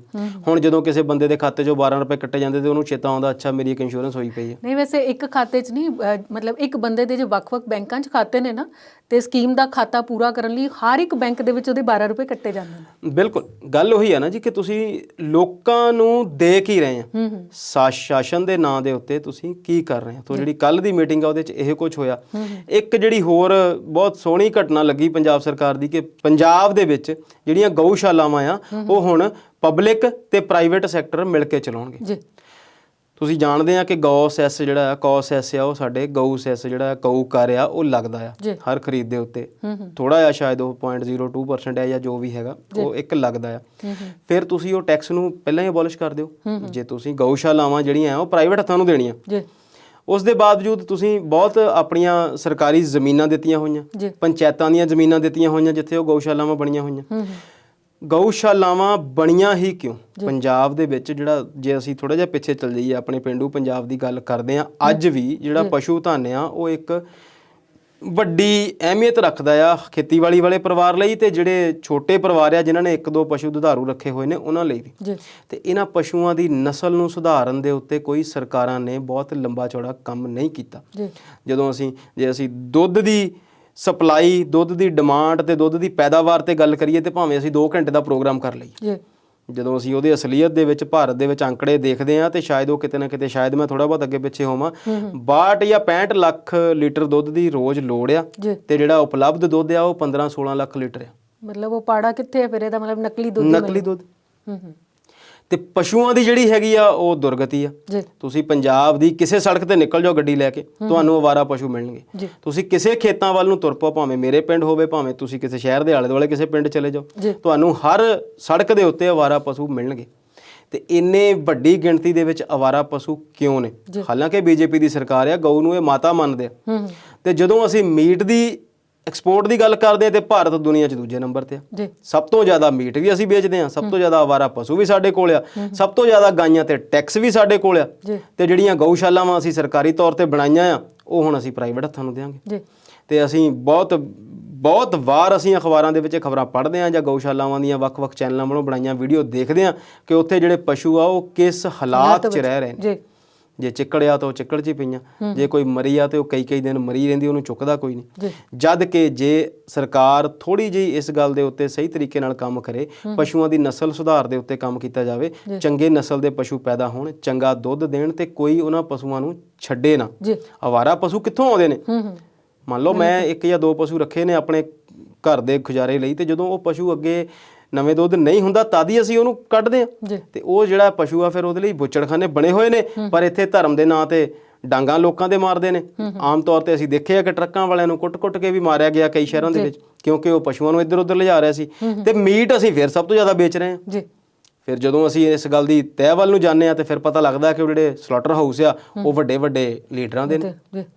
ਤੇ ਉਹ ਸਾਰਾ ਜਿਹੜਾ ਉਹ ਕਾਰੋਬਾਰ ਦਾ ਹੀ ਇੱਕ ਤਰੀਕਾ ਆ ਕਿ ਆਮ ਲੋਕਾਂ ਤੋਂ ਡਰਾਉਣਾ ਆ ਤੇ ਆਪ ਹੀ ਉਹ ਜਿਹੜੇ ਅਵਾਰਾ ਪਸ਼ੂ ਆ ਤੇ ਉਹਨਾਂ ਨੂੰ ਚੱਕਣਾ ਆ, ਲੈ ਕੇ ਜਾਣਾ ਆ ਤੇ ਫਿਰ ਉਹਨੂੰ ਸਲਾਟਰ ਹਾਊਸਾਂ ਦੇ ਵਿੱਚ ਜਿਹੜਾ ਆ ਉਹ ਕਤਲ ਕਰਨਾ ਹੈ। ਸੋ ਸਰਕਾਰਾਂ ਦੀਆਂ ਜਿਹੜੀਆਂ ਨੀਤੀਆਂ ਆ ਤੇ ਜਿਹੜੇ ਉਹਨਾਂ ਦੀ ਨੀਅਤ ਆ ਉਹ ਸਿਰਫ ਤੇ ਸਿਰਫ ਵੋਟਾਂ ਤੱਕ ਸੀਮਤ ਆ। ਕਾਂਗਰਸ ਸਰਕਾਰ ਦੀ ਜਦੋਂ ਅਸੀਂ ਗੱਲ ਕਰਦੇ ਸੀ ਕੱਲ੍ਹ ਦੀ ਮੀਟਿੰਗ ਦੇ ਵਿੱਚ, ਜੋ ਉਹਨਾਂ ਨੇ ਪੇਸ਼ ਕੀਤਾ ਆ ਉਹ ਸਿਰਫ ਔਰ ਸਿਰਫ ਲੋਕਾਂ ਨੂੰ ਲੁਭਾਉਣ ਲਈ, ਲੋਕਾਂ ਨੂੰ ਆਪਣੇ ਨਾਲ ਲਾਉਣ ਲਈ, ਵੋਟਾਂ ਦੀ ਰਾਜਨੀਤੀ ਲਈ ਗੱਲ ਆ, ਚਾਹੇ ਉਹ ਬੀਬੀਆਂ ਦੇ ਸਫ਼ਰ ਦੀ ਗੱਲ ਆ ਤੇ ਚਾਹੇ ਉਹ ਗਊਸ਼ਾਲਾਵਾਂ ਨੂੰ ਪ੍ਰਾਈਵੇਟ ਕਰਨ ਦੀ। ਜੀ, ਤੇ ਹੁਣ ਕੈਪਟਨ ਤੋਂ ਬਾਅਦ ਭਾਜਪਾ ਵੱਲ ਆਉਂਦੇ ਆ ਜੀ। ਬੀਜੇਪੀ ਦੇ ਮੈਂਬਰਾਂ ਨੇ ਕੱਲ ਬੈਠਕ ਕੀਤੀ ਹੈ, ਗੁਪਚੁਪ ਕੀਤੀ, ਕਿਸੇ ਨੂੰ ਪਤਾ ਨਹੀਂ ਲੱਗਿਆ ਜੀ। ਇਹ ਬੈਠਕ 'ਚ ਕੀ ਕੁਝ ਵਿਚਾਰ ਕੀਤਾ ਉਹਨਾਂ ਨੇ? ਦੇਖੋ ਜੀ, ਵਿਚਾਰ ਉਹਨਾਂ ਨੇ ਕੀ ਕੀਤਾ ਇਹ ਤੇ ਬਾਅਦ ਦੀ ਗੱਲ ਆ। ਪਹਿਲਾਂ ਉਹਨਾਂ ਨੂੰ ਇਹ ਵਿਚਾਰ ਕਰਨਾ ਚਾਹੀਦਾ ਕਿ ਅਸੀਂ ਇੱਕ ਇਹੋ ਜਿਹੇ ਸਟੇਟ 'ਚ ਰਹਿ ਰਹੇ ਹਾਂ ਜਿੱਥੇ ਸਾਨੂੰ ਭਾਜਪਾ ਦੇ ਸਟੇਟ ਪ੍ਰਧਾਨ ਨੂੰ ਵੀ ਮੀਟਿੰਗ ਕਰਨ ਲਈ ਚੁੱਪ-ਚਪੀਤੇ ਤਰੀਕੇ ਨਾਲ ਆਉਣਾ ਪੈਂਦਾ, ਗੁਪਤ ਮੀਟਿੰਗ ਕਰਨੀ ਪੈਂਦੀ ਹੈ। ਗੁਪਤ ਮੀਟਿੰਗ ਕੋਈ ਇਦਾਂ ਦੀ ਨਹੀਂ ਹੈਗੀ ਕਿ ਸਾਡਾ ਪਾਕਿਸਤਾਨ ਨਾਲ ਜੰਗ ਹੋਣ ਲੱਗਾ ਤੇ ਅਸੀਂ ਮਿਲਟਰੀ ਏਜੰਡੇ ਦੇ ਉੱਤੇ ਗੱਲ ਕਰਨੀ ਹੈ ਤੇ ਅਸੀਂ ਚੁੱਪ ਕਰਕੇ ਕਰ ਲਈਏ ਤੇ ਕਿਸੇ ਪੱਤਰਕਾਰ ਨੂੰ ਨਹੀਂ ਦੱਸਣਾ। ਮੀਟਿੰਗ ਤੇ ਕਰ ਰਹੇ ਹਾਂ ਕਿ ਪੰਜਾਬ 'ਚ ਇਲੈਕਸ਼ਨ ਆਉਣ ਵਾਲੀਆਂ ਤੇ ਪਾਰਟੀ ਤਿਆਰੀ ਕਰੇ, ਤੇ ਮੀਟਿੰਗ ਤੁਸੀਂ ਕਰਦੇ ਆ ਪੁਲਿਸ ਸਿਕਿਉਰਿਟੀ 'ਚ, ਬਾਹਰ ਡੌਗ ਸਕੁਐਡ ਲੱਗੇ ਆ ਤੇ 5-5 ਬੰਦੇ ਤੁਸੀਂ ਸੱਦਦੇ ਆ ਇੱਕ ਵਿਧਾਨ ਸਭਾ ਹਲਕੇ ਤੋਂ, ਸਿਰਫ ਜਲੰਧਰ ਸ਼ਹਿਰ ਤੋਂ ਉਹ ਵੀ, ਤੇ ਫਿਰ ਤੁਸੀਂ ਕਹਿੰਦੇ ਆ ਕਿ ਤਿਆਰ ਹੋ ਜਾਓ। ਕਿਸ ਚੀਜ਼ ਲਈ ਤੁਸੀਂ ਤਿਆਰ ਕਰਦੇ ਚਾਹੁੰਦੇ ਹੋ? ਲੋਕ ਤੇ ਨਾਂ ਲੈਣ ਨੂੰ ਰਾਜੀ ਨਹੀਂ। ਕੋਈ ਜੋ ਬੀਤੇ ਦਿਨੀ ਮਲੋਟ ਦੇ ਵਿੱਚ ਅਬੋਹਰ ਦੇ ਵਾਲੇ ਐਮਐਲਏ ਸਾਹਿਬ ਨਾਲ ਹੋਇਆ, ਜੋ ਭਾਜਪਾ ਪ੍ਰਧਾਨ ਨਾਲ ਆਪ ਹੋਇਆ, ਜੋ ਹੁਸ਼ਿਆਰਪੁਰ ਵਿੱਚ ਤੀਕਸ਼ਣ ਸੂਦ ਜਿਹੜੇ ਮਿਨਿਸਟਰ ਸੀ ਉਹਨਾਂ ਦੇ ਘਰ ਅੱਗੇ ਗੋਹੇ ਦੀ ਟਰਾਲੀ ਸੁੱਟੀ ਗਈ, ਇਹ ਕੇਸ ਮੈਨੂੰ ਹੁਣ ਇਹ ਗੱਲ ਸਮਝ ਨਹੀਂ ਆਉਂਦੀ ਵੀ ਕਿਹੜੇ ਤਰੀਕੇ ਨਾਲ ਵੋਟਾਂ ਲੋਕਾਂ ਤੋਂ ਮੰਗਣਗੇ। ਕੀ ਵੋਟਾਂ ਮੰਗਣ ਜਾਣ ਲਈ ਵੀ ਫਿਰ ਡੌਗ ਸਕੁਐਡ ਤੇ ਸਿਕਿਉਰਿਟੀ ਪਰਸਨਸ ਨੂੰ ਨਾਲ ਲੈ ਕੇ ਜਾਣਗੇ? ਵੈਸੇ ਤੇ ਜਦੋਂ ਕੋਈ ਬੰਦਾ ਕਾਗਜ਼ ਭਰਦਾ ਆ ਚੋਣਾਂ ਲੜਨ ਲਈ ਉਹਦੇ ਕੋਲ ਸਿਕਿਉਰਿਟੀ ਹੁੰਦੀ ਆ, ਪਰ ਇੰਨੇ ਵੱਡੇ ਲੋਕ ਵਿਰੋਧ ਹੋਣ ਦੇ ਬਾਵਜੂਦ ਵੀ ਜੇ ਇਹ ਮੀਟਿੰਗ ਕਰ ਰਹੇ ਨੇ ਪੰਜਾਬ ਦੇ ਭਾਜਪਾ ਪ੍ਰਧਾਨ, ਤੇ ਹੋ ਸਕਦਾ ਹੈ ਕਿਤੇ ਨਾ ਕਿਤੇ ਇਹਨਾਂ ਨੂੰ ਕੇਂਦਰ ਵੱਲੋਂ ਕੋਈ ਤਿਆਰੀ ਮਿਲੀ ਹੋਵੇ ਕਿ ਜਿਹੜਾ ਅੰਦੋਲਨ ਹੈ ਇਹਨੂੰ ਅਸੀਂ ਕਿਸੇ ਤਰੀਕੇ ਨਾਲ ਖਤਮ ਕਰਨਾ ਆ ਤੇ ਫਿਰ ਉਹਦੇ ਵਿੱਚ ਹੋਣਾ। ਪਰ ਅੱਜ ਦੀ ਤਰੀਕ ਤੱਕ ਜੇ ਅਸੀਂ ਗੱਲ ਕਰੀਏ ਤੇ ਬੀਜੇਪੀ ਲਈ ਇਲੈਕਸ਼ਨ ਲੜਨੀਆਂ ਜਿਹੜਾ ਆ ਉਹ ਬਹੁਤ ਮੁਸ਼ਕਲ ਹੋਵੇਗਾ, ਕਿਉਂਕਿ ਉੱਥੇ ਹਿੰਸਾ ਵੀ ਦੇਖੋ ਹੋਣ ਲੱਗ ਗਈ ਆ। ਹਾਲਾਂਕਿ ਅਸੀਂ ਇਸ ਗੱਲ ਦੇ ਹਾਮੀ ਆ ਕਿ ਕਿਸਾਨ ਹਿੰਸਾ ਨਹੀਂ ਕਰ ਰਹੇ, ਪਰ ਦੇਖੋ ਤੁਸੀਂ ਹੁਣੇ ਅਸੀਂ ਗੱਲ ਕੀਤੀ ਹੈ ਕਿ 6 ਮਹੀਨੇ ਤੋਂ ਅਸੀਂ ਇੱਕ ਡਿਮਾਂਡ ਕਰ ਰਹੇ ਹਾਂ। ਜਿਸ ਪਾਰਟੀ ਤੋਂ, ਜਿਸ ਆਗੂਆਂ ਤੋਂ, ਜਿਸ ਰਾਜਨੀਤੀ ਧਿਰ ਤੋਂ ਅਸੀਂ ਡਿਮਾਂਡ ਕਰ ਰਹੇ ਹਾਂ ਉਹ ਸਾਡੇ ਵਿਰੋਧ 'ਚ ਨੇ, ਤੇ ਉਹੀ ਕਹਿਣਗੇ ਕਿ ਅਸੀਂ ਇੱਥੇ ਇਲੈਕਸ਼ਨ ਲੜਨੀ ਆ ਤੇ ਮੀਟਿੰਗਾਂ ਕਰਨੀਆਂ ਤੇ 117 ਜਗ੍ਹਾ ਤੇ ਅਸੀਂ ਆਪਣੇ ਐਮਐਲਏਸ ਖੜੇ ਕਰਨੇ ਆ ਤੇ ਜਿੱਤਣਾ ਆ। ਤੇ ਫਿਰ ਉਹ ਤਾਂ ਸਾਡੀ ਤਾਂ ਸਮਝ 'ਚ ਨਹੀਂ ਆਉਂਦੀ ਗੱਲ ਕਿ ਬੀਜੇਪੀ ਕਿਵੇਂ ਉਹਨਾਂ ਇਲੈਕਸ਼ਨਸ ਨੂੰ ਆਪਣੇ ਕੈਡਰ, ਆਪਣੇ ਲੋਕਾਂ ਨੂੰ ਹੀ ਕਿਵੇਂ ਤਿਆਰ ਕਰਨਾ। ਤੇ ਅੰਮ੍ਰਿਤ ਜੀ, ਇਹ ਪਾਰਟੀ ਕਿਵੇਂ ਲੜੇਗੀ ਚੋਣਾਂ, ਕੀ ਇਹਨੂੰ ਨਤੀਜਾ ਮਿਲੇਗਾ, ਇਹਦੇ ਬਾਰੇ ਤਾਂ ਬਾਅਦ 'ਚ ਪਤਾ ਲੱਗੇਗਾ। ਪਰ ਹੋਰ ਵੀ ਬਹੁਤ ਸਾਰੀਆਂ ਪਾਰਟੀਆਂ ਜਿਹੜੀਆਂ ਕੁਝ ਰਣਨੀਤੀ ਉਲੀਕ ਰਹੀਆਂ ਨੇ। ਬਿਲਕੁਲ ਜੀ। ਤੇ ਇਹਦੇ 'ਚ ਨਵਜੋਤ ਸਿੰਘ ਸਿੱਧੂ ਦਾ ਬਿਆਨ ਤਾਂ ਕੋਈ ਨਹੀਂ ਹੈਗਾ, ਪਰ ਇੱਕ ਪਾਰਟੀ ਨੇ ਉਹਦੇ ਪੱਖ ਦੇ ਵਿੱਚ ਬਿਆਨ ਦਿੱਤਾ ਹੈ। ਉਹ ਭਲਾ ਕਿੰਨੇ ਦਿੱਤਾ ਤੇ ਕਿਉਂ? ਇਹ ਬੜੀ ਵੈਸੇ ਤਾਂ ਠੀਕ ਗੱਲ ਆ, ਕੋਈ ਵੀ ਧਿਰ ਬਿਆਨ ਤਾਂ ਦੇ ਸਕਦੀ ਹੈ, ਉਹਨਾਂ ਨੇ ਆਪਣਾ ਪੱਖ ਰੱਖਿਆ ਹੈ। ਬੀਐਸਪੀ ਦੇ ਜਿਹੜੇ ਪੰਜਾਬ ਪ੍ਰਧਾਨ ਨੇ ਉਹਨਾਂ ਨੇ ਦਿੱਤਾ ਨਵਜੋਤ ਸਿੰਘ ਸਿੱਧੂ ਨੂੰ ਸੱਦਾ ਕਿ ਤੁਸੀਂ ਸਾਡੀ ਪਾਰਟੀ 'ਚ ਆ ਜਾਓ। ਤੇ ਆਮ ਆਦਮੀ ਪਾਰਟੀ ਵੀ ਪੰਜਾਬ ਦੀ ਇਲੈਕਸ਼ਨ ਨੂੰ ਲੈ ਕੇ ਬੜੀ ਤਿਆਰੀ ਕਰ ਰਹੀ ਹੈ, ਕਿਉਂਕਿ ਇਹ ਪਾਰਟੀ ਭਾਵੇਂ ਬਣੀ ਦਿੱਲੀ 'ਚ ਸੀ, ਦਿੱਲੀ 'ਚ ਇਹਨਾਂ ਨੇ ਸਰਕਾਰ ਬਣਾਈ ਸੀ, ਪਰ ਜਦੋਂ ਅਸੀਂ ਇਲੈਕਸ਼ਨਸ ਦੀ ਗੱਲ ਕਰੀਏ ਤੇ 4 MP ਇਹਨਾਂ ਨੂੰ ਪਹਿਲੀ ਵਾਰੀ ਪੰਜਾਬ 'ਚੋਂ ਹੀ ਮਿਲੇ ਸੀ। ਤੇ ਇਸ ਵਾਰ ਵੀ ਭਗਵੰਤ ਮਾਨ ਇਹਨਾਂ ਕੋਲ MP ਨੇ, ਤੇ ਉਹਨਾਂ ਦੇ ਵੀ ਜਿਹੜੇ ਦਾਰੋ ਮਦਾਰ ਆ, ਉਹਨਾਂ ਦਾ ਜਿਹੜੀ ਨਜ਼ਰ ਆ ਆਉਣ ਵਾਲੇ ਪੰਜਾਬ ਇਲੈਕਸ਼ਨਸ ਤੇ ਆ, ਤੇ ਉਹ ਆਪਣੀ ਤਿਆਰੀ 'ਚ ਲੱਗੇ ਹੋਏ ਨੇ। ਚਲੋ ਉਸ ਤਿਆਰੀ ਤੇ ਆਪਾਂ ਗੱਲਬਾਤ ਕਰਾਂਗੇ, ਪਰ ਇਸ ਵੇਲੇ ਪ੍ਰੋਗਰਾਮ 'ਚ ਲੈਂਦੇ ਆ ਬ੍ਰੇਕ।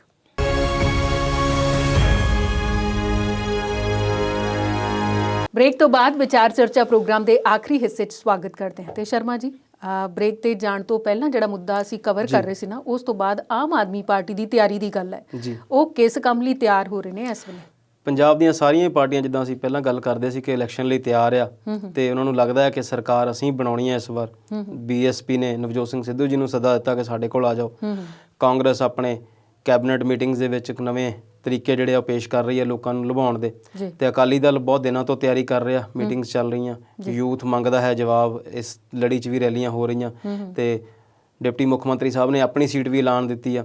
ਉਸ ਤੋਂ ਬਾਅਦ ਹਾਲਾਂਕਿ ਉਹ ਕੋਵਿਡ ਚਲੇ ਗਏ ਸੀ, ਤੇ ਹੁਣ ਵਾਪਸ ਠੀਕ ਹੋ ਕੇ ਵੀ ਆ ਗਏ ਨੇ। ਤੇ ਆਮ ਆਦਮੀ ਪਾਰਟੀ ਜਦੋਂ ਦਿੱਲੀ ਦੇ ਵਿੱਚ ਇਹਨਾਂ ਨੇ ਸੱਤਾ ਦੇ ਵਿੱਚ ਆਉਣਾ ਸੀ, ਤੇ ਇਹਨਾਂ ਨੇ ਕੁਝ ਚੰਗੇ ਮੁੱਦੇ ਜਿਹੜੇ ਆ ਉਠਾਏ ਸੀ, ਲੋਕਾਂ ਨਾਲ ਜੁੜੀਆਂ ਹੋਈਆਂ ਗੱਲਾਂ ਕੀਤੀਆਂ ਸੀ, ਚਾਹੇ ਉਹ ਸਿਹਤ ਦੀਆਂ ਸੀ, ਚਾਹੇ ਉਹ ਸਿੱਖਿਆ ਦੀਆਂ ਸੀ, ਚਾਹੇ ਉਹ ਮਹਿੰਗੇ ਰਾਸ਼ਨ ਦੀਆਂ ਸੀ ਤੇ ਰਾਸ਼ਨ ਦੀ ਡਿਸਟ੍ਰੀਬਿਊਸ਼ਨ ਨੂੰ ਲੈ ਕੇ ਸੀ, ਪਾਣੀ ਦੇ ਪ੍ਰਬੰਧ ਸੀ ਤੇ ਪਾਣੀ ਦੇ ਹਰ ਬੰਦੇ ਤੱਕ ਪਹੁੰਚ ਦੀ ਗੱਲ ਸੀ, ਤੇ ਨਾਲ ਦੀ ਨਾਲ ਉਹਨਾਂ ਨੇ ਸਸਤੀ ਬਿਜਲੀ ਦੀ ਗੱਲ ਵੀ ਕੀਤੀ ਸੀ, ਕਿਉਂਕਿ ਬਿਜਲੀ ਦਿੱਲੀ ਦੇ ਵਿੱਚ ਕਾਫੀ ਸਮੇਂ ਤੋਂ ਪ੍ਰਾਈਵੇਟ ਹੋ ਚੁੱਕੀ ਸੀ। ਰਿਲਾਇੰਸ ਦੇ ਕੋਲ ਸੀ ਤੇ ਕੁਝ ਸ਼ਾਇਦ ਟਾਟਾ ਦੇ ਕੋਲ ਸੀ, ਜਾਂ ਕੁਝ ਪ੍ਰਾਈਵੇਟ ਕੰਪਨੀਆਂ ਜਿਹੜੀਆਂ ਉੱਥੇ ਸਪਲਾਈ ਦਿੰਦੀਆਂ ਸੀ, ਤੇ ਟੈਰਿਫਸ ਦੇ ਉੱਤੇ ਵੀ ਬੜਾ ਸੀ। ਜਦੋਂ ਕੇਜਰੀਵਾਲ ਸਾਹਿਬ ਪਹਿਲੀ ਵਾਰ ਉੱਥੇ CM ਬਣੇ ਸੀ ਤੇ ਪ੍ਰਾਈਵੇਟ ਕੰਪਨੀਆਂ ਨਾਲ ਉਹਨਾਂ ਦਾ ਰੇੜਕਾ ਵੀ ਕਾਫੀ ਦੇਰ ਚੱਲਿਆ, ਕੋਰਟ ਤੱਕ ਵੀ ਕੇਸ ਗਏ। ਇਹੋ ਹੋਈ ਚੀਜ਼ ਉਹਨਾਂ ਨੇ ਪੰਜਾਬ ਦੇ ਵਿੱਚ ਲੈ ਕੇ ਆਂਦੀ ਆ। ਤੇ ਇੱਕ ਗੱਲ ਦਾ ਜ਼ਿਕਰ ਇੱਥੇ ਕਰਨਾ ਬਣਦਾ ਆ ਕਿ ਪੰਜਾਬ ਦੇ ਵਿੱਚ ਸਾਰੇ ਹਿੰਦੁਸਤਾਨ ਨਾਲੋਂ ਮਹਿੰਗੀ ਬਿਜਲੀ ਜਿਹੜੀ ਆ ਉਹ ਸਰਕਾਰ ਵੇਚ ਰਹੀ ਆ। ਹਾਲਾਂਕਿ ਉਹਦੀ ਜਿਹੜੀ ਵਜ੍ਹਾ ਆ ਉਹ ਵੀ ਸਰਕਾਰ ਆਪ ਆ, ਕਿਉਂਕਿ ਇਹਨਾਂ ਨੇ ਖੇਤੀ ਸੈਕਟਰ ਨੂੰ ਫ੍ਰੀ ਬਿਜਲੀ ਦਿੱਤੀ ਹੋਈ ਆ, ਜਿਹੜੀ ਕਿ ਸ਼ਾਇਦ ਦੇਣੀ ਹੀ ਪੈਣੀ ਆ, ਕਿਉਂਕਿ ਖੇਤੀ ਸੈਕਟਰ ਦਾ ਹਾਲ ਬਹੁਤ ਖਰਾਬ ਆ। ਉਸ ਦੇ ਨਾਲ ਹੀ ਇਹਨਾਂ ਨੇ ਕੁਝ ਗਰੀਬ ਤਬਕੇ ਨੂੰ ਜਾਤੀ ਵਾਈਜ਼ ਲੈ ਕੇ, ਦਲਿਤਸ ਨੂੰ ਲੈ ਕੇ ਕੁਝ ਮੀਟਰ ਜਿਹੜੇ ਆ ਉਹ ਫ੍ਰੀ ਕੀਤੇ ਹੋਏ ਨੇ, ਅਪ ਟੂ ਕੁਝ ਯੂਨਿਟਸ ਤੱਕ। ਤੇ ਜਦੋਂ ਬੋਰਡ ਦੇ ਉੱਤੇ ਫਿਰ ਬਹੁਤ ਸਾਰੀਆਂ ਚੀਜ਼ਾਂ ਤੁਸੀਂ ਫ੍ਰੀ ਵੰਡਣੀਆਂ ਆ, ਤੇ ਜਿਹੜੇ ਉਸ ਡਿਪਾਰਟਮੈਂਟ ਦੇ ਜਿਹੜੇ ਘਾਟੇ ਨੇ, ਉਸ ਡਿਪਾਰਟਮੈਂਟ ਦੀ ਜਿਹੜੀ ਤਨਖਾਹ ਆ, ਉਹ ਸਾਰੀਆਂ ਚੀਜ਼ਾਂ ਜਿਹੜੀਆਂ ਆ ਉਹ ਤੁਹਾਨੂੰ ਮੇਨਟੇਨ ਕਰਨ ਲਈ ਫਿਰ ਖਰਚੇ ਤਾਂ ਵਧਾਉਣੇ ਹੀ ਪੈਣੇ ਨੇ। ਤੇ ਇਸ ਤੋਂ ਇਲਾਵਾ ਜਿਨ੍ਹਾਂ ਦੇ ਉੱਤੇ ਬਿੱਲ ਲੱਗਦੇ ਆ, ਬਿੱਲ ਉਹ ਵੀ ਨਹੀਂ ਦਿੰਦੇ, ਕਿ ਜਿੰਨੇ ਵੀ ਸਰਕਾਰੀ ਦਫ਼ਤਰ ਆ, ਖਾਸ ਤੌਰ ਤੇ ਪੰਜਾਬ ਪੁਲਿਸ ਆ, ਪਟਵਾਰਖਾਨੇ ਆ, ਹੋਰ ਵੱਖ-ਵੱਖ ਮਹਿਕਮਿਆਂ ਦੇ ਦਫ਼ਤਰ ਆ, ਉਹਨਾਂ ਸਾਰਿਆਂ ਦੇ ਜਿਹੜੇ ਬਿੱਲ ਆ ਉਹ ਆਮ ਤੌਰ ਤੇ ਲਟਕੇ ਹੀ ਰਹਿੰਦੇ ਨੇ ਦਫ਼ਤਰਾਂ ਦੇ ਵਿੱਚ ਕੀਲੀਆਂ ਤੇ ਉਹ ਪੇ ਨਹੀਂ ਹੁੰਦੇ, ਬਿੱਲ ਤਾਰੇ ਨਹੀਂ ਜਾਂਦੇ। ਉਹ ਕਿਉਂ ਨਹੀਂ ਤਾਰੇ ਜਾਂਦੇ ਉਹ ਅਸੀਂ ਸਾਰੇ ਜਾਣਦੇ ਹਾਂ। ਪਿਛਲੇ ਦਿਨੀ ਬਹੁਤ ਵੱਡਾ ਇੱਕ ਘਟਨਾ ਹੋਈ ਸੀ ਪਟਿਆਲੇ ਦੇ ਵਿੱਚ। ਇੱਕ ਨਵੀਂ ਕੋਈ ਲੇਡੀ ਆਫੀਸਰ ਆਈ, ਉਹਨੇ ਬਿਜਲੀ ਬੋਰਡ ਦੇ ਵੱਡੇ ਅਫਸਰ ਦੀ ਬੀਵੀ ਦਾ ਗੱਡੀ ਦੇ ਵਿੱਚ ਚਲਾਨ ਕੱਟਤਾ ਤੇ ਮੁੜ ਕੇ ਸਾਰੇ ਜ਼ਿਲ੍ਹੇ ਦੇ ਵੱਡੇ ਅਫਸਰਾਂ ਦੇ ਬਿਜਲੀ ਦੇ ਕਨੈਕਸ਼ਨ ਕੱਟ ਦਿੱਤੇ ਗਏ ਦਫ਼ਤਰਾਂ ਦੇ। ਉਹ ਰੇੜਕਾ ਕਾਫੀ ਦਿਨ ਚੱਲਿਆ ਤੇ ਫਿਰ ਮੁੜ ਕੇ ਹੱਲ ਹੋਇਆ, ਮਾਫੀਨਾਮਾ ਹੋਇਆ ਤੇ ਜਿਹੜਾ ਅਸੀਂ ਪਰਨਾਲਾ ਉੱਥੇ ਦਾ ਉੱਥੇ ਆ ਗਿਆ। ਬਿਜਲੀ ਜਿਹੜੀ ਪੁਲਿਸ ਦੀ ਬਿਜਲੀ ਫ੍ਰੀ ਚੱਲਦੀ ਰਹੀ ਤੇ ਬਿਜਲੀ ਬੋਰਡ ਦੇ ਅਫਸਰਾਂ ਤੇ ਮੁਲਾਜ਼ਮਾਂ ਦੇ ਜਿਹੜੇ ਚਲਾਨ ਆ ਉਹ ਕੱਟਣੇ ਬੰਦ ਕਰ ਦਿੱਤੇ ਗਏ। ਜਦੋਂ ਇਹੋ ਜਿਹੇ ਨਿਜ਼ਾਮ ਨੂੰ ਅਸੀਂ ਸਰਕਾਰਾਂ ਚਲਾਵਾਂਗੇ ਤੇ ਫਿਰ ਉਹ ਜਿਹੜਾ ਬੋਝ ਆ ਉਸ ਡਿਪਾਰਟਮੈਂਟ ਨੂੰ ਚਲਾਉਣ ਦਾ ਬੋਝ ਆ, ਬਿਜਲੀ ਫ੍ਰੀ ਤੇ ਬਣਨੀ ਨਹੀਂ, ਉਹਦੇ ਲਈ ਪੈਸੇ ਤੇ ਲੱਗਣੇ ਆ, ਚਾਹੇ ਉਹ ਹਾਈਡਲ ਪ੍ਰੋਜੈਕਟ ਆ, ਚਾਹੇ ਉਹ ਪਾਵਰ ਪਲਾਂਟਸ ਨੇ, ਚਾਹੇ ਉਹ ਕੋਲੇ ਵਾਲੇ ਨੇ, ਚਾਹੇ ਕਿਸੇ ਹੋਰ ਤੋਂ ਲੈ ਕੇ ਆਉਣੇ ਆ ਤੇ ਉਹ ਫਿਰ ਜਦੋਂ ਤੁਸੀਂ ਫ੍ਰੀ ਵੰਡਣੀ ਆ ਤੇ ਫਿਰ ਉਹਦਾ ਜਿਹੜਾ ਭਾਰ ਆ ਉਹ ਆਮ ਲੋਕਾਂ ਤੇ ਪੈਣਾ। ਜਿਹੜਾ ਗਰੀਬ ਆ ਉਹਨੂੰ ਤੁਸੀਂ ਫ੍ਰੀ ਦਿੱਤੀ ਹੋਈ ਆ, ਜਿਹੜਾ ਅਮੀਰ ਆ ਉਹਨੂੰ, ਜਿਹੜੇ ਬਹੁਤ ਅਮੀਰ ਆ ਉਹਨਾਂ ਨੂੰ ਫਰਕ ਨਹੀਂ ਪੈਂਦਾ, ਬਿੱਲ 1000 ਚ ਆ ਜਾਏ ਚਾਹੇ ਲੱਖਾਂ ਚ ਆ ਜਾਏ।